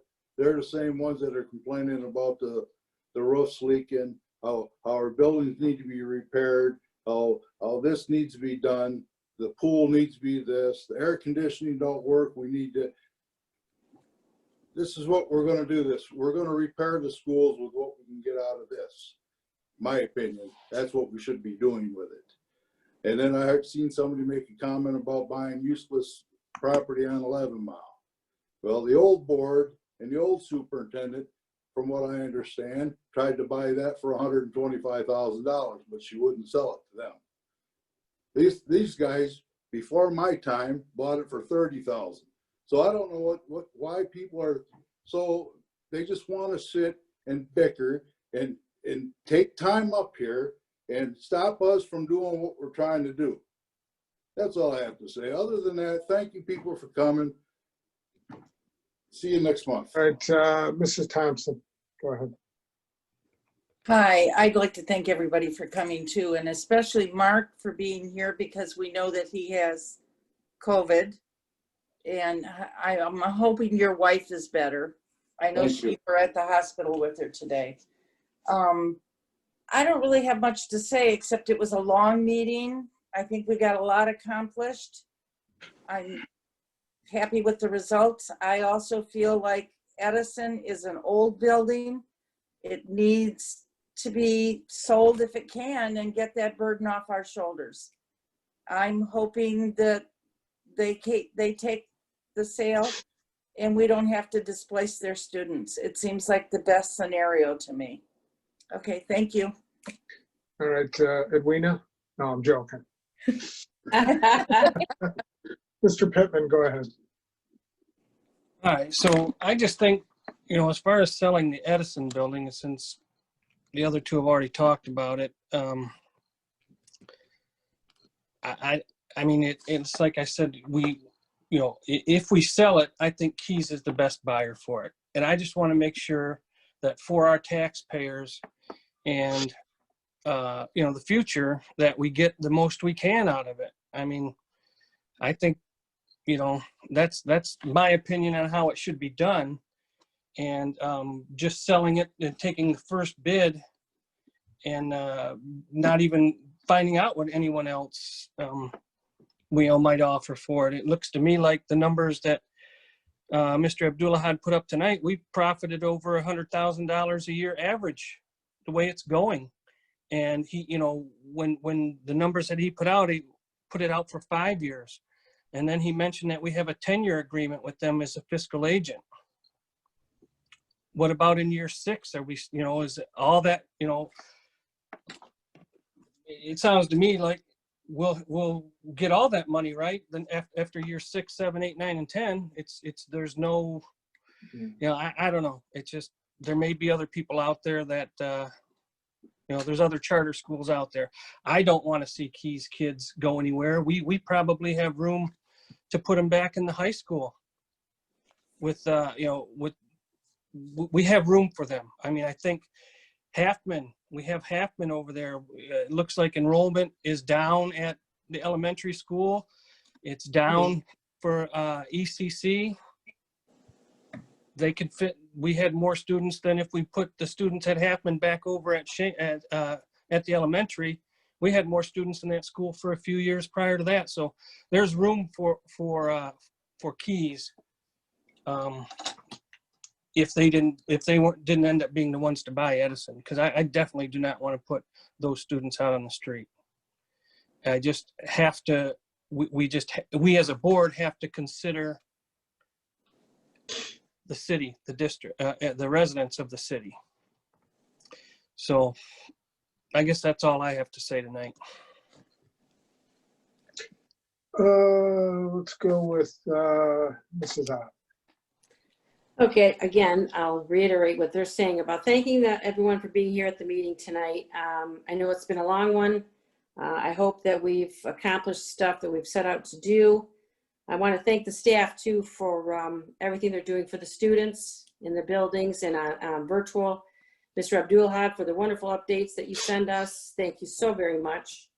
And again, with the Edison project, this is months and months and months and months we've discussed this, and I just think it's a good idea. We'll get to take care of our buildings and our students. And I know that the administration would not put any student in danger with the black mold issue, whether it's been a month or years, like someone has said. Being a custodian myself in the past, you're going to get black stuff on your tiles up in your ceilings. It happens with water. I don't think it's dangerous. Mr. Abdulhad said he's going to have it tested, and that's all we can do. I think we're doing the best we can, and I think we should just keep moving forward. Thank you. Ms. Scott. Yes, I'm going to stay firm on the Keys Academy building. I'm against selling it. In 2025, that's going to be a 100-year-old building. We've not talked about grants or anything that would fall under that in 2025. I want to thank the staff that is being laid off. I want to thank you for being an essential worker during this time. I hope to see you back soon. I want this board to recognize that tonight was a city council meeting, that once again, we've held a meeting on a day of city council, and we talked about this at the last board meeting. I would hope that we would, by not allowing our community to attend our meeting or the city meeting, or not even allowing city council people to attend our board meetings, it's like a disconnect. So I would hope that we'd be proactive in not scheduling meetings on the same day as the city meetings. I would like to know if we know an exact date when the rest of the students are going to get their equipment, their Chromebooks. I've heard a couple different dates, so it would be ideal if we actually knew that date. And I wanted to thank everybody else that has attended the meeting. And yes, it's been a long one. Thank you. Ms. Castle. Thank you. I want to thank everybody that came to our meeting tonight. We had a lot of people tonight, which is wonderful to see because normally we don't get that many attendees. And I want to thank Mr. Abdulahad and his staff. I can't even put into words how phenomenal of a job you've done to get the kids to where they're at. I know you've had some bumps in the road. We'll continue to have bumps, but from what I can tell, you're communicating with everyone. You're trying to keep all the necessary pieces in place. And I thank you and your entire staff. I can't thank you enough. It saddens me to know that we have to lay some people off right now. That's not anything, my vote was not taken lightly. I understand this affects people and their families, but at this time, I don't see that we have any other choice. We hope to see you back soon. Angel, I love your plan of easing our students back into face-to-face learning. I think that's a goal that is important to us because let's face it, the kids need to be in school. We know that. They do better in school, and you and your staff have, I'm sure, talked hours and hours about how you could do this. And the fact that you're moving forward this quickly with bringing back our special ed type kids into a learning environment with their teacher, I can't say enough about that. It's a big step forward. And I hope we can continue to ease our children back into face-to-face learning. But what's unsettling is if you look at statistics every day, we're finding more and more kids contracting COVID-19. Maybe it's not quite the way the adults get it, but the numbers have gone up for the little ones. So we really have to keep that in mind. So I love your approach of let's ease in, evaluate, then move forward some slowly. And again, I can't thank you and your team enough. You've worked so hard. Thank you very much. I appreciate it. That's all. Thank you. All right, I believe that just leaves me. All the talk about the Edison deal. We have to look at the total net of this over the deal, which is over $2.25 million. And if something catastrophic were to happen to that school or any of our other schools, we simply don't have the money to deal with that. And it just seems to me that there's different agendas going on here. And our only agenda should be what's good for our students in our schools. And this is a very fair deal. It's a fair deal for Keys. It's a fair deal for us. We should not try to extort every dime out that we can get. We should be a good neighbor, a good partner. And I believe we're doing that with this move and to put the money towards repairing at the high school. A lot of people talk about running a big bond. I think it's very obvious from the response to the last two bonds, voters are not going to give that to us.